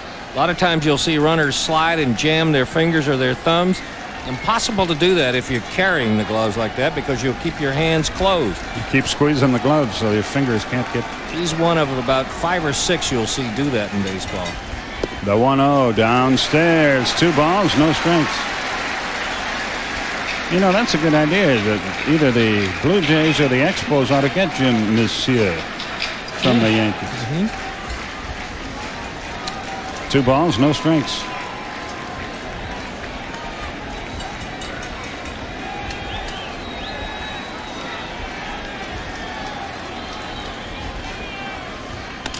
Little chopper toward third. Chipper on a short hop goes to second. Out there, safe at first. But they kept the go-ahead run out of scoring position. Good play by both Graffinino and Jones. 2 down. Tough, tricky hop for Chipper Jones. He's got this on the short hop. Do or die, and he does. Watch how smooth Graffinino is there. Takes the step back, gets out of the way. Makes that a lot closer than it should have been. Be alive on Jeter. Good speed and a good base runner. I think he has 10 or 11 steals. 11 out of 16 in that department. Glavine, a tough man to run on, though.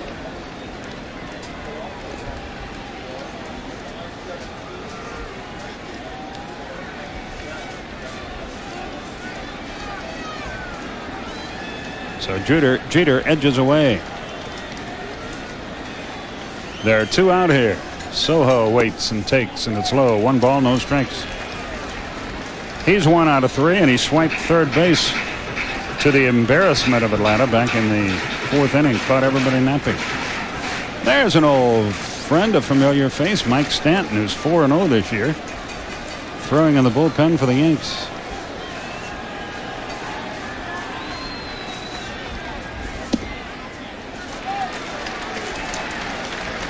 Florida won their game tonight, 8-5 over Boston.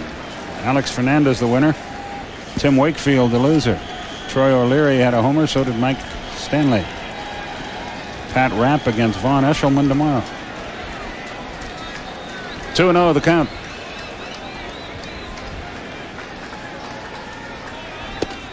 There's a strike, good pitch. Fastball outside corner. It's like he was sitting on the change of pace and didn't get it.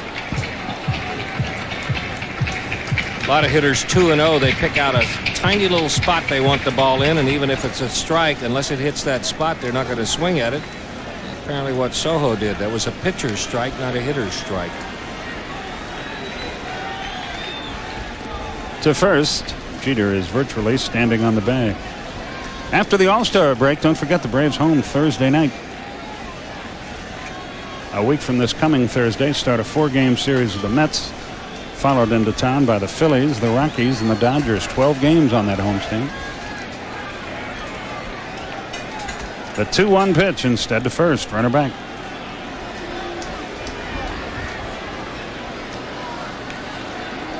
Jose Cardinal talks it over with Jeter, who edges away. Willie Randolph coaches over at third for the Yanks. What a player he was. Cardinal wasn't bad either. The 2-1 outside, 3 balls and a strike. And Paul O'Neill is next.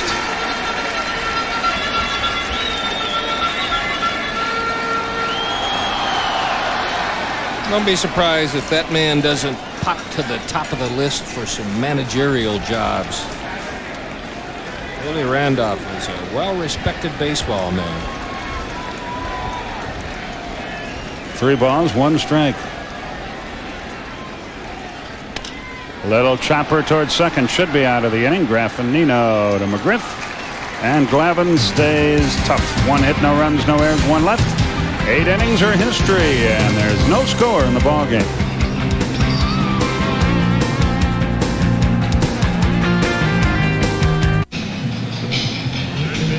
Top of the ninth, no score. Stay with TBS after the ball game.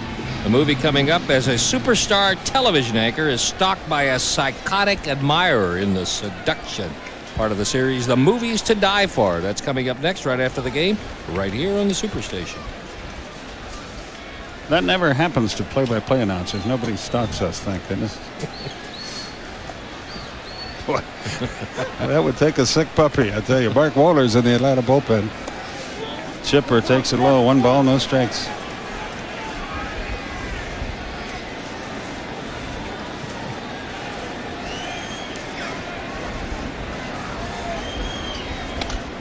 Fouled away. It's 1-1. Jones has singled and twice been out on strikes. Rogers has pitched fine. He's run into 2-out trouble in a couple of innings,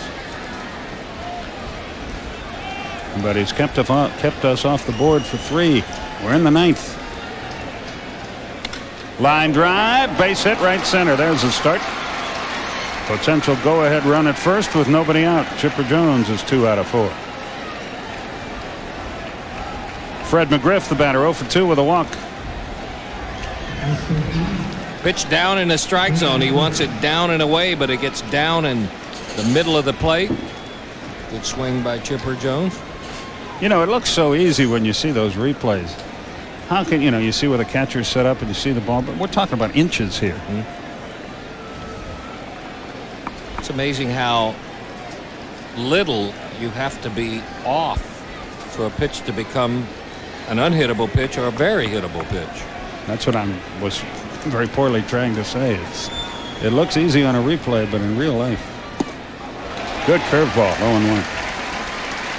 And you're taking that from 2 guys who have a lot of experience. Don won 324 games in the major leagues, and I was 0-2 my senior year in high school, so we obviously know, both of us, a great deal about pitching. So we combined for 250-something losses. So yeah. Should have learned something, shouldn't we? I found out everything you're not supposed to do. Good play by Girardi. It's 1-1. This curveball is one that would be so easy to give up on because you can't believe it's going to break as far as it does. It starts breaking as soon as he turns it loose, and then way outside. Girardi, right out of the textbook. Don't try to catch it. Just slide over, spread out, play it off your chest protector. Keep it in front of you, and he did.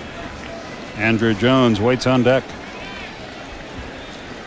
No action in the Yankee bullpen now.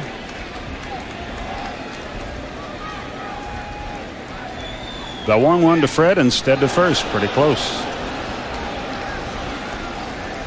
Now Chipper Jones is complaining to Ed Cox. See the move, watch the foot go toward the first base line in the snap throw. Mike Stanton's got to love this league because he flirted with that balk all the time too. The 1-1. Swung and missed another hook. He gave Chipper Jones a little slide step on that move, and I think he was trying to work on Chipper Jones, and it may have had a better effect on Fred McGriff. Pirates beat the White Sox 3-1 in the 8th. The Cardinals lead Minnesota 2-1.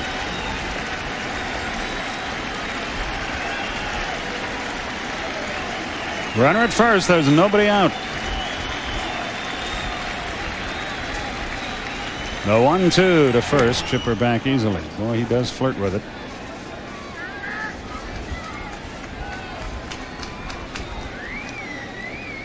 Tino Martinez holds the runner on. With you again at 7:30 tomorrow night. Ramiro Mendoza against Denny Nagel.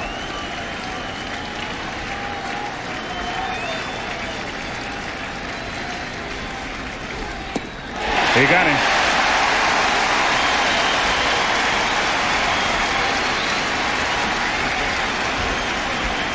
Nothing but breaking balls. See how big that curveball is? At one time, that was on the inside part of the plate. But when Griff cuts it loose, it is down and out of the strike zone. 9 Braves have been out on strikes tonight. We'll be with you on Wednesday at 1 o'clock. That's a 1:05 game here at Yankee Stadium. Time being called. Chipper Jones and Pat Corrales. Pat Corrales giving him a refresher course on Kenny Rogers' pickoff move. Chipper 12 out of 12 in the stolen base department, but with this guy's good move, very tough to run on. Andrew Jones and Javi Lopez are the men who have a chance to do some damage. To first. if you can guess right, or if he's doing something that tips you off that he's going to the plate, Rogers is a guy you can run on, because you see he throws a big slow curveball. It means it's going to be a little bit harder for Girardi to get to it and then come up and throw. But you better be right.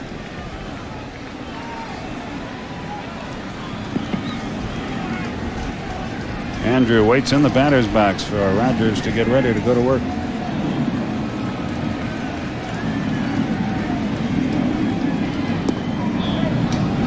Just missed. Rogers wanted that one. Looked like a pretty good pitch. 1 ball, no strikes.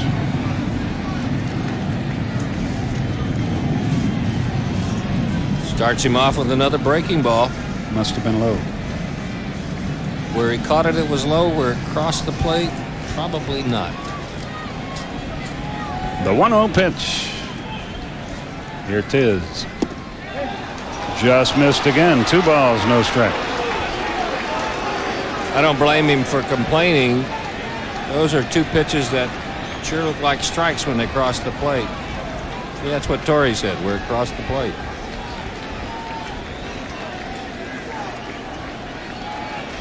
John Lieber won that game for the Pirates. Danny Darwin lost it for the White Sox. Dale Swaim, Kevin Young had homers. They had 28,000 in Pittsburgh.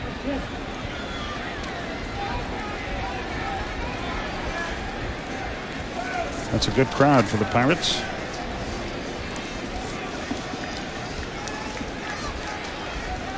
A wild one in Colorado tonight. Rockies lead 7-5 in the 3rd.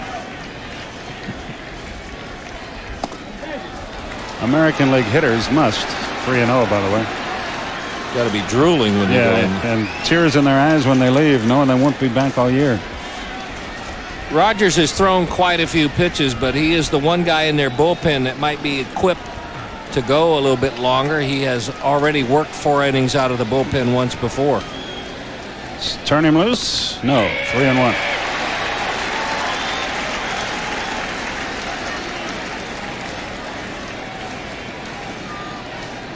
Start Chipper Jones here. 3 balls and a strike.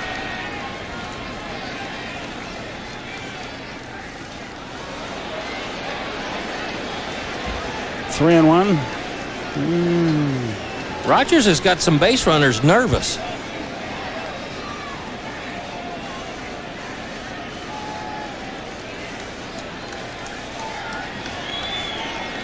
The 3-1 pitch, not running. Strike. 3-2. Taking all the way, it looked like. You'd figure him to run on this pitch, and you'd figure Rogers to throw over before he comes to the plate.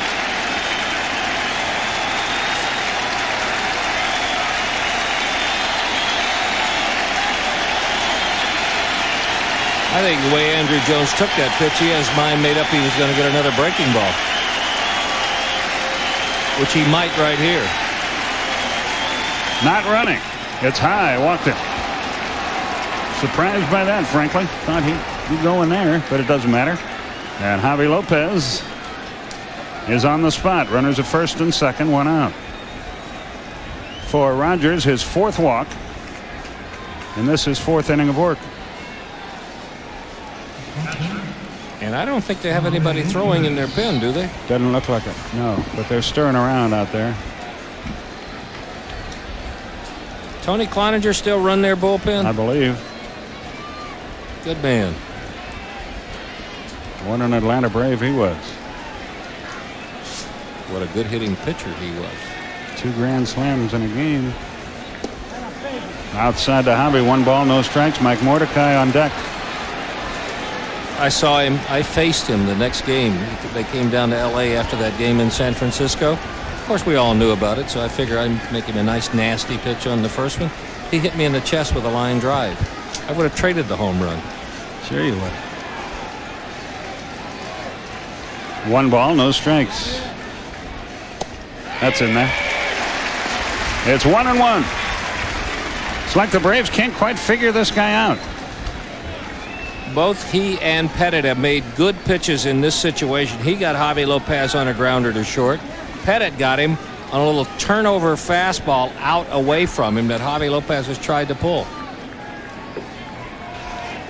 The 1-1 pitch. In there again with a curveball. Mike Stanton, you saw, begin throwing again, and their bullpen won't take him long to be ready. He's been up once before. Here's a curveball that he was throwing to Andrew Jones and couldn't get called. This time a little bit higher. Actually turned out to be a pretty good hitter's pitch. I don't think he'd want to throw that 2 in a row to Javi Lopez. Not up there. Javi is a good breaking ball hitter on breaking balls that you just throw for strikes. He'll chase it out of the strike zone, but if you leave him one in there about knee high, he can do some damage on it. Almost hit him inside. 2-2. Javi's Nice pitch. a good 2-strike hitter, and normally tries to hit the ball up the middle, especially in this kind of spot when he has 2 strikes. That's made a real difference in him as a hitter. One of the reasons his batting average this year is up over 300 is that he is a better 2-strike hitter. Sometimes you watch Javi Lopez, he's the worst pitch hitter in the National League. Those guys will get 2 strikes real quick and then try to finish him off with a knee-high breaking ball, and he is all over those. Just missed inside that time. He came in there again. It's 3-2. Another look. Came inside to set up, going back away and then not throw it. That's a pitch that he probably will freeze Javi on if he had gotten the inside corner. Too far inside, though. Again, the runners go on the 3-2. Braves have left 4 in the last 2 innings.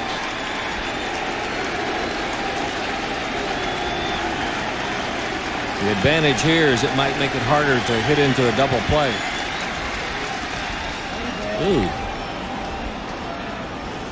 First fight of the night has apparently broken out down below. Some kind of disturbance. Nobody's bitten anybody yet, so it's still going on. A lot of them, but only once. 3-2 with 1 out. Do you send him here? Chipper Jones, who gave you every indication he was going, almost got picked off.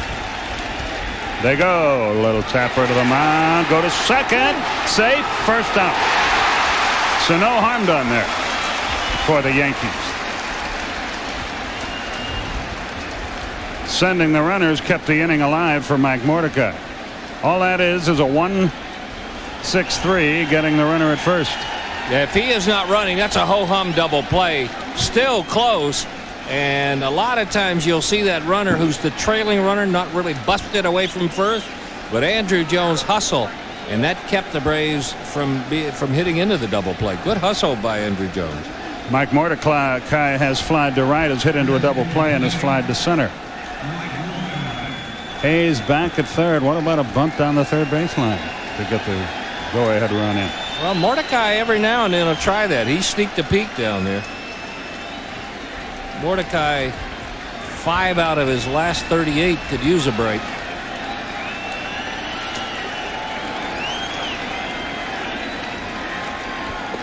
Oh, what a play by Girardi. 1 ball, no strikes. Almost got the run the easy way, and with Andrew Jones running, he might have tried to score too had that ball gone to the backstop. Watch how he slides inside, spreads out, smothers the ball. Didn't really try to catch it, just wanted to make sure he kept it in front of him. That's textbook catching right there. Yes, it is. Another melee in the stands.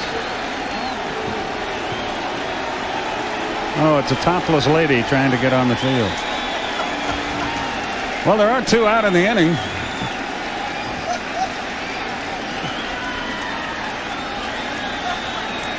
Game, set, match.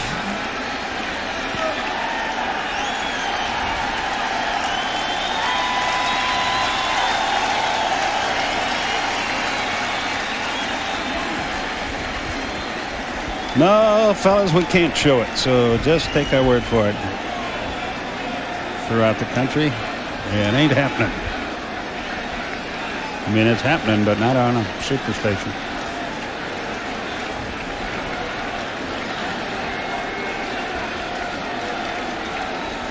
Weird things always seem to happen when Mordecai's around. Have you noticed that? Swung and missed that hook. 1-1.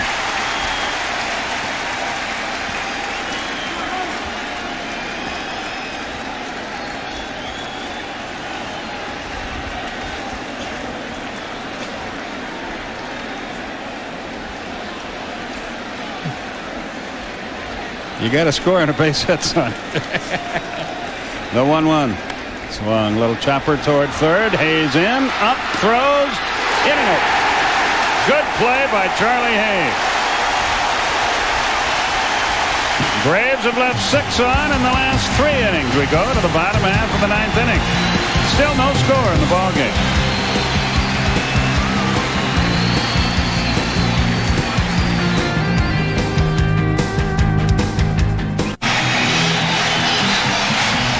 Tom Glavine has to pitch through the heart of the Yankee order in the bottom of the 9th in a 0-0 game. O'Neill, Fielder, Martinez. The first 3 up for New York. Heck of a ball game here, and a crowd of 39,887 has really enjoyed it.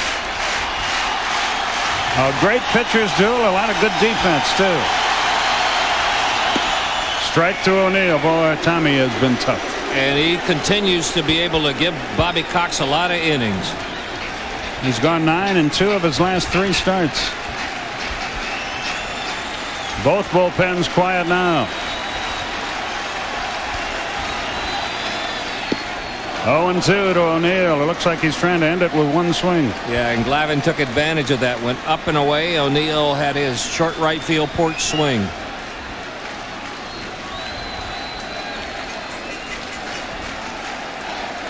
Oh, 0-2 the count. It was an 0-2 pitch on which O'Neill got a base hit earlier in the game.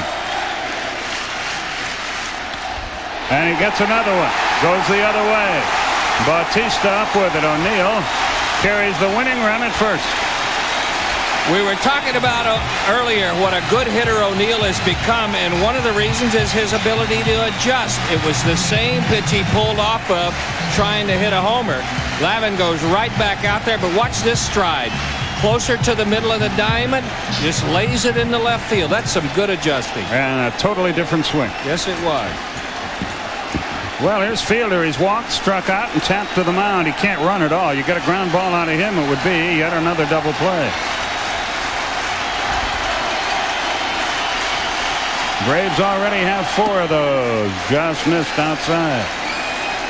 1 ball, no strikes. Here's a good example of the difference in American League and National League. In the National League, somebody would be bunting here. Yeah. But in the American League with a designated hitter, very few sacrifice bunts. He started to go, tried to stop, went around. Ed Hickox, the first base umpire, made the call. Good example of what we're talking about, Skip. The Yankees all year long have laid down 11 sacrifice bunts. Tom Glavine has 11.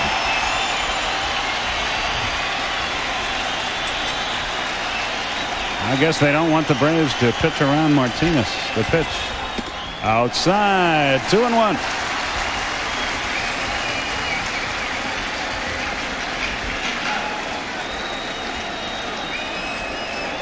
A manager and a pitching coach can only watch now. There's not much they can do.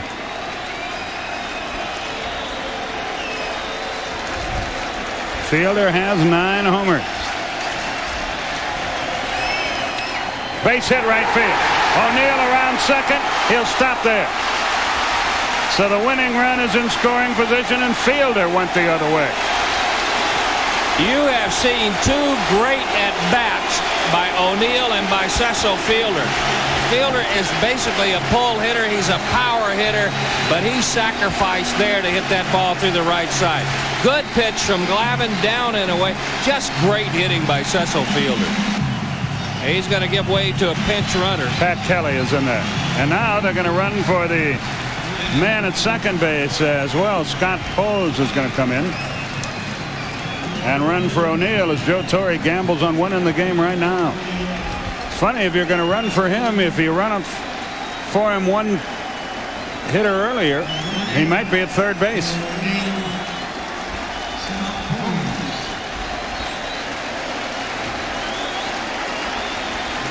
So 2 pinch runners in there. Pose at second, Kelly at first. Martinez, the batter, and the Braves don't know what he's going to do. The Yankees still have guys like Wade Boggs and Mariano Duncan on their bench.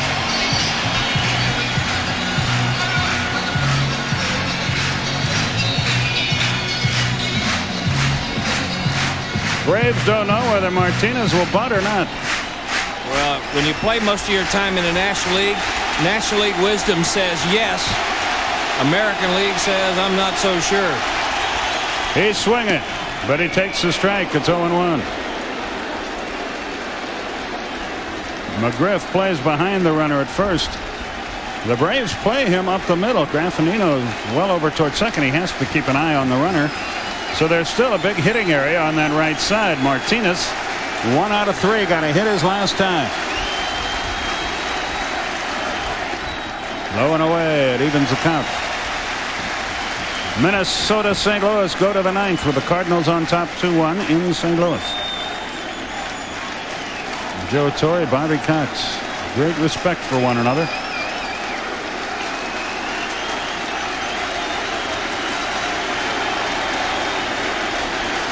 The 1-1 pitch.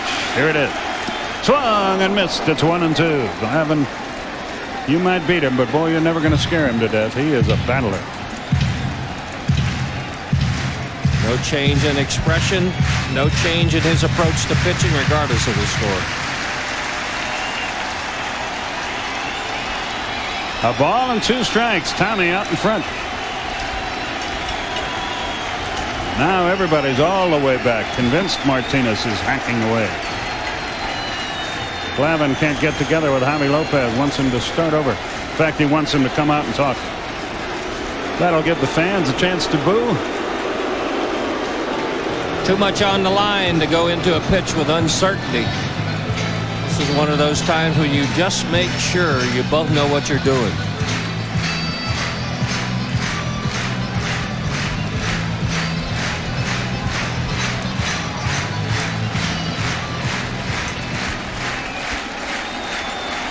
Two balls, 1 strike.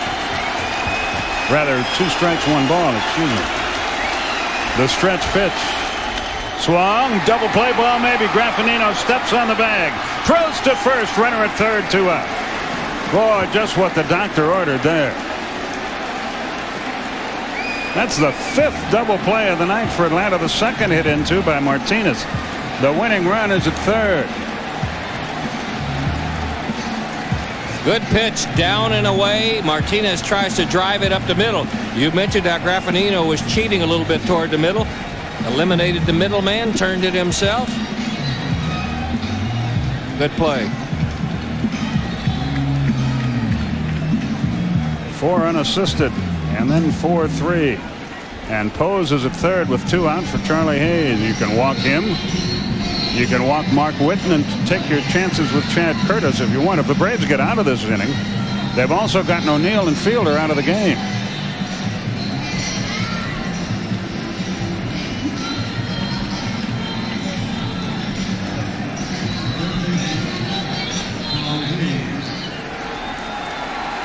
I'd rather take my chances with Mark Whitten than Charlie Hayes. Charlie Hayes has already shown you tonight he's going to take some shots toward the right side. He's grounded to second. He's singled to right.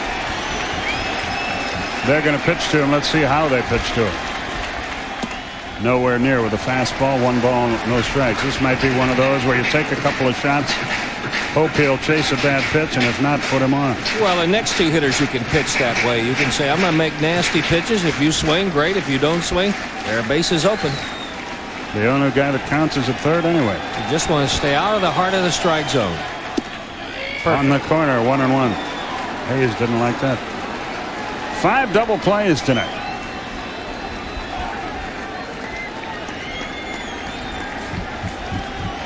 Braves did that on April 18th at Colorado. That was Glavine too, I think. The 1-1 pitch. On that same corner, it's 1-2.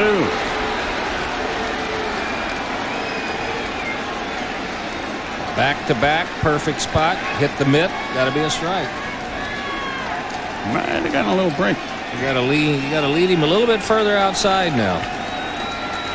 A ball and 2 strikes. Winning run at third. We're in the 9th, 2 out. That's exactly what he did, Don, but he didn't bite.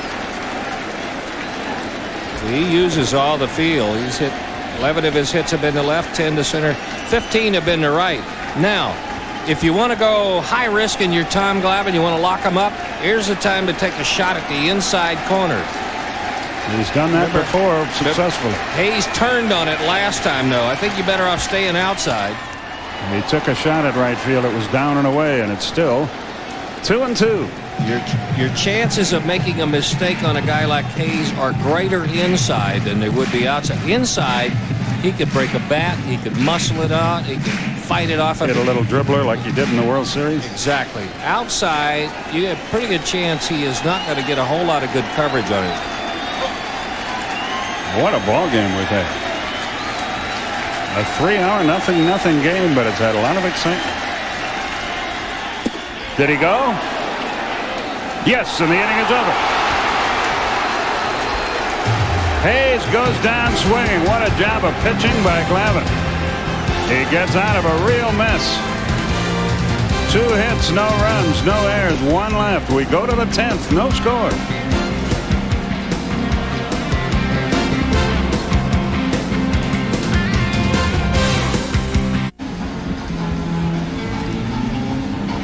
Scott Pose stays in the game to play right field, and our old pal Mike Stanton, a former Brave, on the pitch.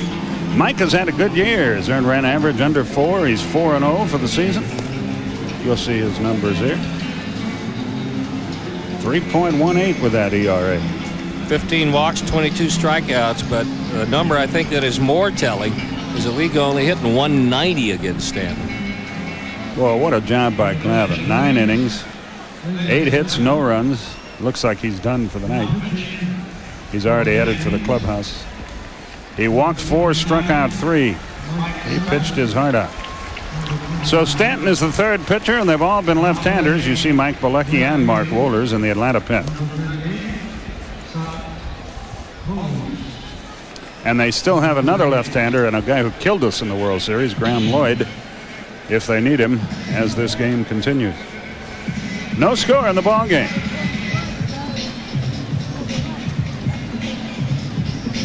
Mike's in great shape. He looks like he's about 10-15 pounds lighter than when he pitched for us, doesn't he, Don? Yeah, he does. I don't know what kind of conditioning program he got on over the winter, or if they have a little more intense one here. He's been with the Braves, the Red Sox, and Texas, and then signed as a free agent here last year. Signed a 3-year deal last December through '99. It's almost like a trade. Texas signed Wetland and Yankees signed Stanton. Danny Bautista leads things off, looking for his first hit. He has a strikeout and 2 grounders to short. A little bit outside. 1 ball, no strikes. Bautista, Graffinino, and Blauser here in the 10th inning. Baltimore beat the Phillies 8-1. Cal Ripken a grand slam off Calvin Maduro. Matt Beach against Scott Erickson tomorrow. Started to go and did not. That'll drive him crazy here.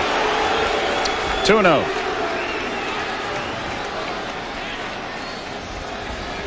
You umpire? No, he didn't swing. I don't think so. But that fresh in their memory is Charlie Hayes being rung up. 2 balls, no strikes. That's in there. 2-1. Yankees have 8 hits. Braves have 5. Neither team has committed an error. They go to the 4th in Colorado. Rockies 7, Anaheim 6. Strike 2 call. Boy, he hesitated before he called that one. 2-2.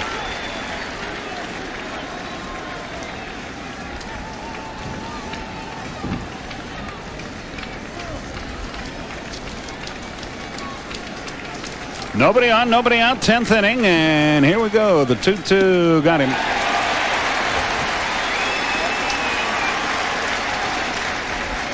Stanton strikes out, the first man he faces. Tony Graffinino, the batter. Kenny Rogers went 4 innings, allowed just 2 hits, 4 walks, 3 strikeouts, but no runs. Boy, he made some big pitches with runners on base. Many of the fans heading for home here.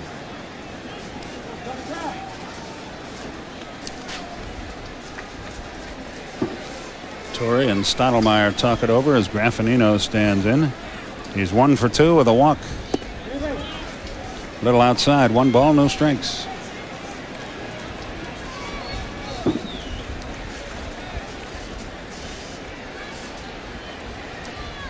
Tony at 283 now on the year. Pop fouls it back and out of play. It's 1-1. If the Braves get a run here, Wohlers comes in. If they don't, Bilecki will be the Atlanta pitcher in all likelihood.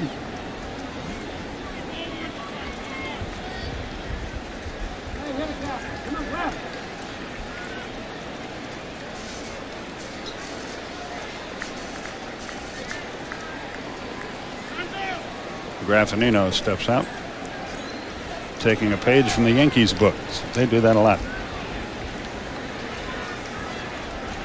Florida has already won their game.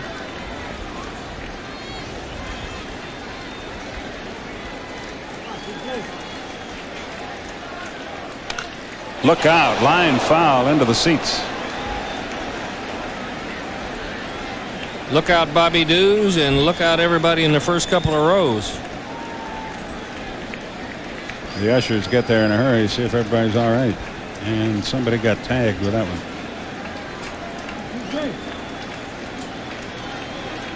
See Graffinino shake his head. He's upset about what happened, but whoever it is, they're applauding down there now, so apparently whoever it is okay. That's good news.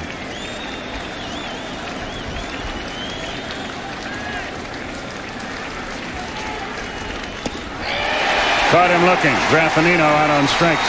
2 down. So Stanton comes in and gets 2 strikeouts. Here's Jeff Blauser.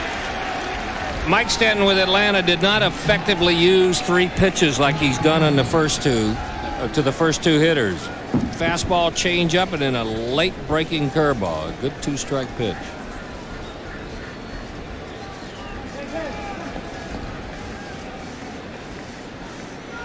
Hideki Irabu had a bad night, as we mentioned earlier. He struck out 7 men, 0-1.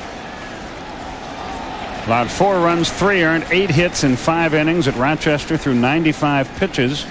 His fastest clocking was his first pitch, 96 miles an hour. Struck out 7 without a walk, but appeared to have some composure problems. 2 wild pitches, 2 balks, and allowed 3 stolen bases. He left with a 6-4 lead. His team eventually lost the game. Blauser takes it upstairs. 1-1 the count. Well, if he has, I don't know if that report is true, but if he has composure problems there, wait till he gets here. With 40,000 people yelling at you every night. A ball and a strike. Blauser is bothered by a Gannett and steps out of the batter's box.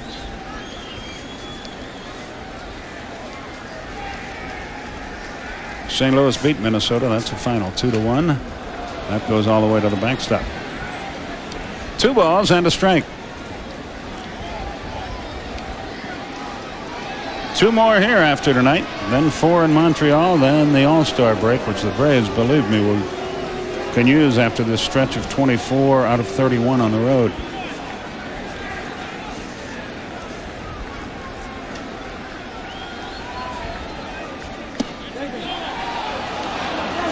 Three and 1. Michael Tucker will hit next. And the fact that a left-hander is hitting next is one of the reasons Jeff Blauser should not be looking for anything in the middle of the strike zone here. He corks one into center field. It's going to get down for a hit. Jeff's around first. He's going to have to stay there. Good defensive play by Chad Curtis to cut that ball off.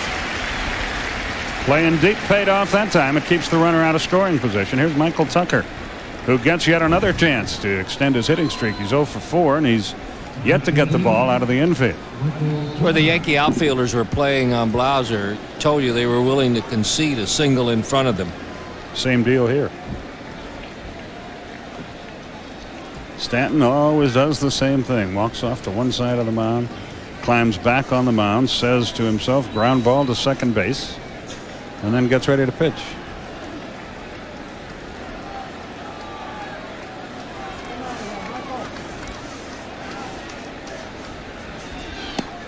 Ski Rank 0-1.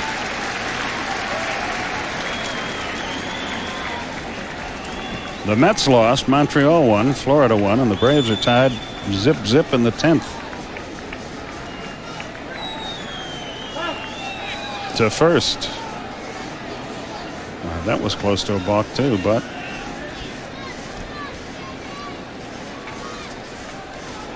Cincinnati leads Milwaukee 4-3 there in the 8th. Cleveland leads Houston 4-3 in the 8th. Strike 2 to Tucker. Couple of nasty breaking balls. One in the outside corner, then one that he starts at him. Tucker gives up on it. He gets a strike with it.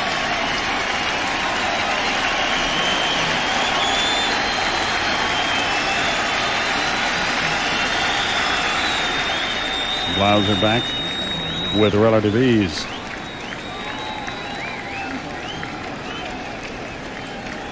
I think Girardi wasn't too happy with that throw over. You got 2 quick strikes on a guy. He wanted to come right back to the plate. He seemed a little bit upset with that throw over there. There's another one. Then again, that may be call from the dugout. Normally with a runner on first or runner on third and nobody on, you only get 1 sign. Girardi giving him 2 signs. See if he starts him with a 5 this time. Anything with a 5. There's Stottlemyre telling him what to do. Nope. Here comes the hook.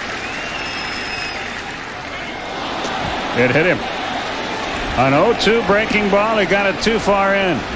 The Yankees could argue that he didn't make much of an effort to get out of the way, but Michael would just say, well, he surprised me and I froze. That is not a good 2-strike pitch. No. He's thrown some nasty curveballs, but this is one that just sits there and spins. Tucker gives him his wallet to throw at. Catches him right on the back of the leg. Well, the Braves left 2 in the 7th, 2 in the 8th, 2 in the 9th, and they've got 2 on in the 10th. It's about time somebody got a hit and drove one of these guys in.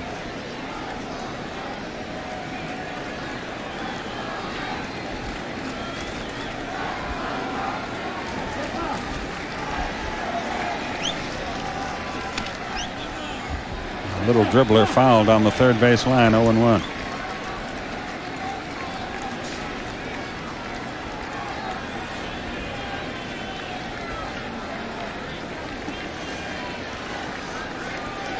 Two on, 2 out, no score, 10th inning.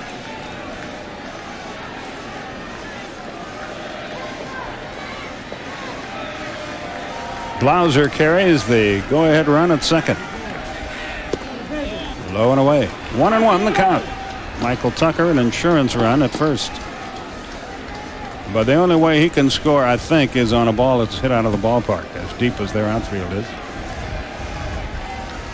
I'm surprised they haven't come in a little more with a runner in scoring position.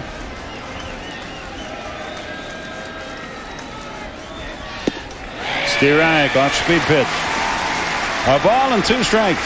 He's made his best pitches this inning on his breaking ball. He's made his worst pitch, the one that hit Tucker on it.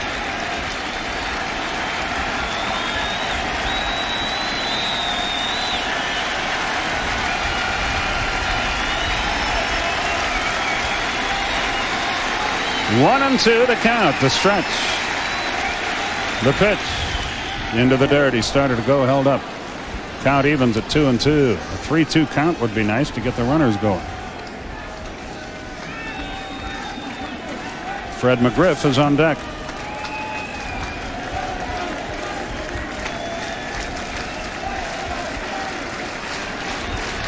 Stanton got the first 2 on strikes, but then a hit. And then a hit batsman. And now a 2-2 to Chipper.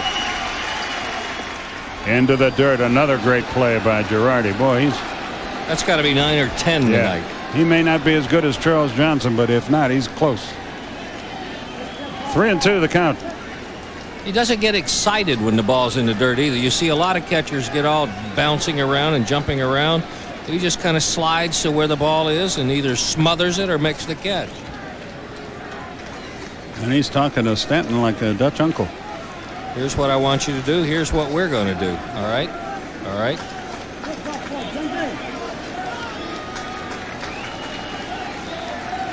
So the runners will go from second That's Blauser. From first, that's Tucker. If your control is good, you're better off trying to make a strikeout pitch here. Even if you walk Chipper Jones and take your shot against lefty or against lefty, and you are trying to throw something by him down the middle. Swung, little tap to third. Charlie Hayes has it. Throws to first, and the Braves leave 2 more men off. 8 runners left in the last 4 innings. Again, 1 hit, no runs, no errors, 2 left. Bottom half of the 10th inning. No score.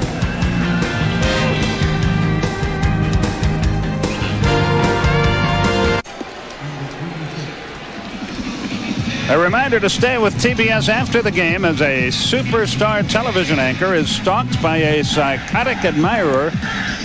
That's a contradiction in terms, isn't it? In the Seduction, part of Movies to Die For. That's next on the Superstation, Seduction. I don't know who it stars, but that's the movie. We go to the bottom of the 10th. Mark Whitten will lead it off against the new Atlanta pitcher, Mike Pilecki. The fans getting down here, as they say. And Pilecki completes his warm-up toss. Same 2 teams tomorrow night, again on Wednesday afternoon. Then we go to Montreal for 4. Morgan Fairchild stars in Seduction after the game tonight, whenever that may be. She is not the psychotic fan. She is the television anchor, I would guess. And Mark Whitten leads things off. Glavine, 9 innings, 8 hits, no runs, 4 walks, 3 strikeouts. He was super. So for the first time tonight, Mark Whitten turns around and bats from the left side. Dennis Eckersley is 17th save tonight. Matt Morris beat Rich Robertson. St. Louis over Minnesota 2-1. A strike to Whitten. Rich Becker hit his 5th home run. They had 31,000 in St. Louis. The 0-1 pitch. Here it is. Swung and popped up on the infield. Chipper Jones in foul territory, has a bead on it. Whoa, he did drop that ball. He had to lose it somehow. That's an error.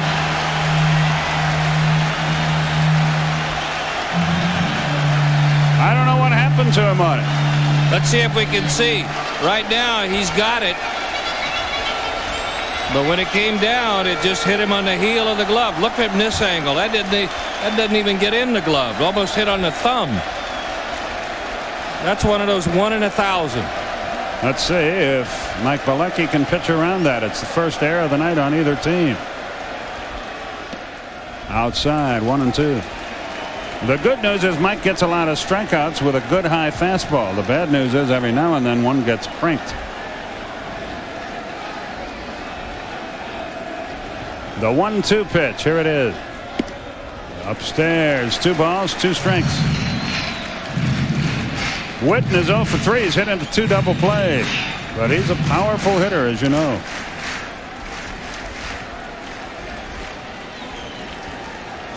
The 2-2 pitch. Here it is. Struck him out. So no harm done on the air. And they get on Chipper now. The throw goes to third, and they cheer when he catches it. 1 out. Chad Curtis, the batter. Curtis is 0 for 3.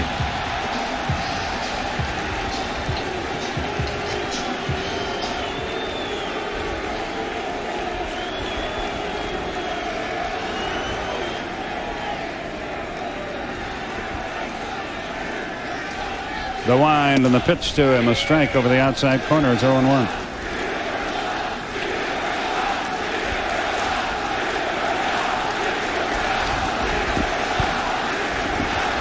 Can't make out what they're yelling, but I'm sure it's not complimentary toward our forces. The pitch. Good breaking ball, but it missed outside.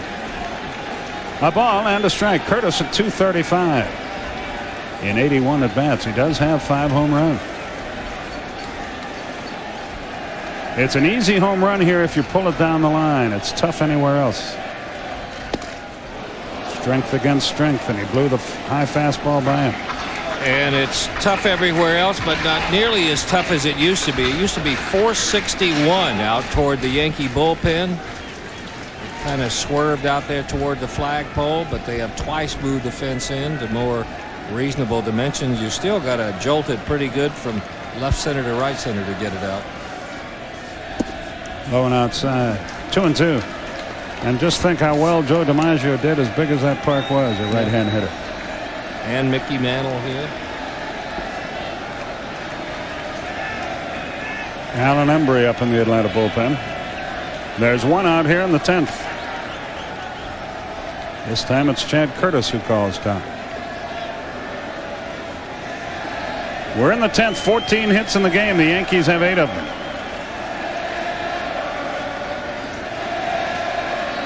Oh, they're chanting chipper here. That's a pretty good compliment. That's not. 3-2 the count.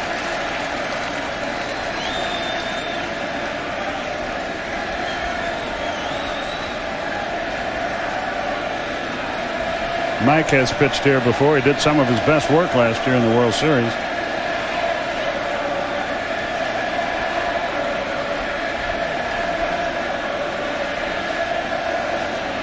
The 3-2 pitch, here it is. Swung, base hit right field. Curtis is aboard with 1 out. Girardi will be the batter. Curtis, 3 out of 3 in the stolen base department, if you're thinking that way. Yankees have done some good hitting with 2 strikes on them tonight, making some adjustments. We saw O'Neill do it. We've seen Martinez do it, and now Chad Curtis going the other way with 2 strikes. So Girardi stands in. He has walked twice and singled. He's been perfect on the night. A lot of room in left center and down the left field line for him. Throw to first. Curtis is back. Girardi in his career 0 for 2 against Bilecki.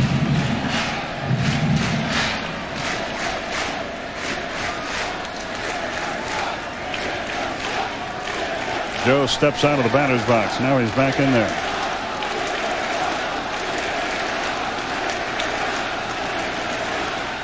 Swung, ground ball. Graffinino can't get it. Base hit.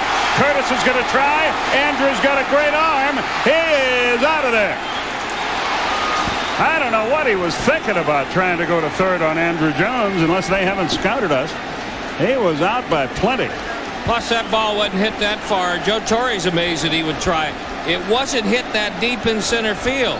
That ball got to Andrew Jones in a hurry, and he takes it on the run, and I don't even think he can believe he's going to try it. I don't care where the throw is, though. Have you noticed that Andrew Jones, if he's throwing it to second, if he's throwing it home, if he's throwing it to third, it's almost always a perfect one-hop bounce. Boy, he's got a great gun out there. Boy, that helps the situation. Runner at first, 2 out. Bad base runner. Brutal, but we'll take it.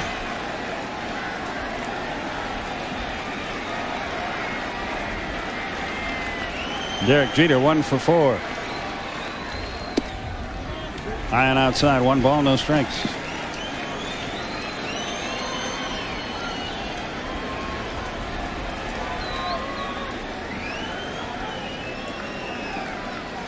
Runner at first, but now 2 out. They could have had the tying run in scoring position at second. Should have had. But Curtis may have run him out of an inning. There's a strike on the outside corner. It evens it up 1-1.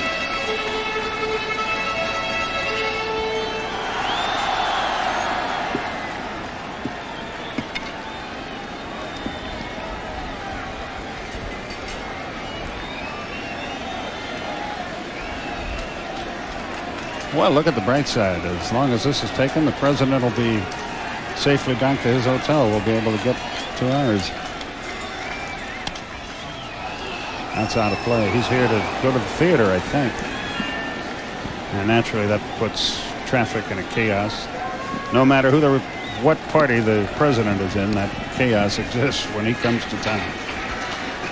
And Don and I decided earlier on radio that if the president, no matter which party he's with, really wants to help the country, He should just take a New York cab, because those cabbies have the answer to every problem known to man.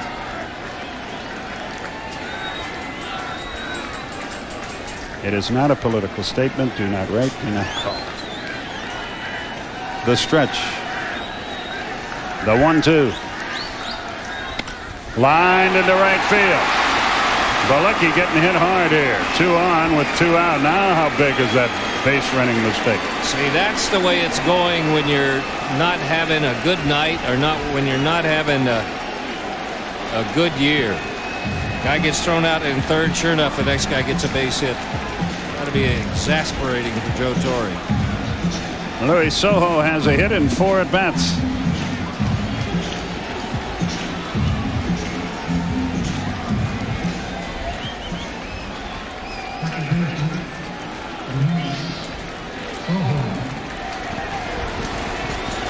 Scott Pose is on deck.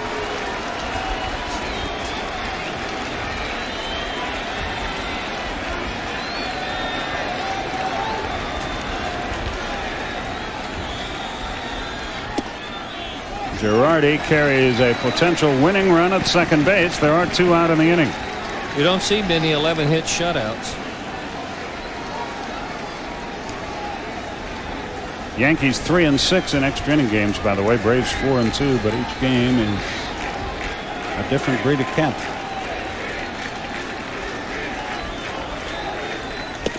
That's in there. A ball and a strike. San Diego hammering Oakland tonight, 7-0 in the third. That Colorado score you were talking about earlier is now in the 4th inning, and it's 8-6. Wow. Balecki comes set on the 1-1 pitch. Here it is. Curveball missed outside. He can't get his breaking ball over the plate. 2 balls and a strike.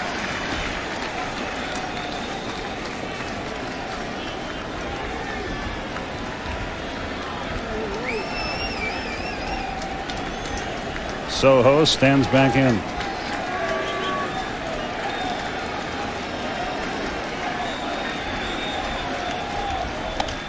Popped up right side. Is there room for McGriff over near the seats? He can't get there. He had no chance. He wanted to dive into the seats, but realized even then he wasn't going to get it. Counts 2-2.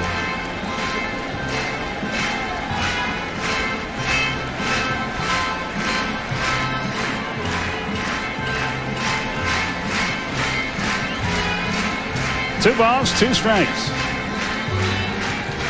2 on, 2 out. Bottom of the 10th.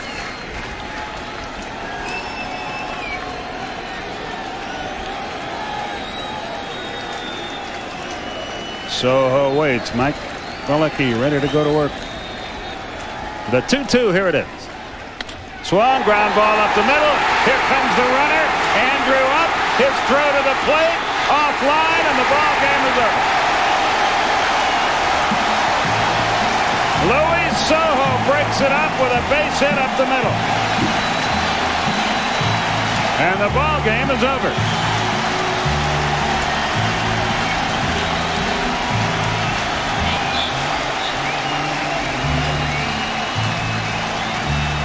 The big crowd is a happy group tonight. Got to pitch up and out over the plate. Sojo is one of those guys you can't throw it too high for him to be high to it. Could have been could have been close at the play, but Andrew Jones's throw was strong, went up the line. No chance for Javi Lopez. Curtis or Girardi will score, and that's going to do it. Yankees win it 1-0. We're going to take a short timeout. When we come back, we'll total it up for you.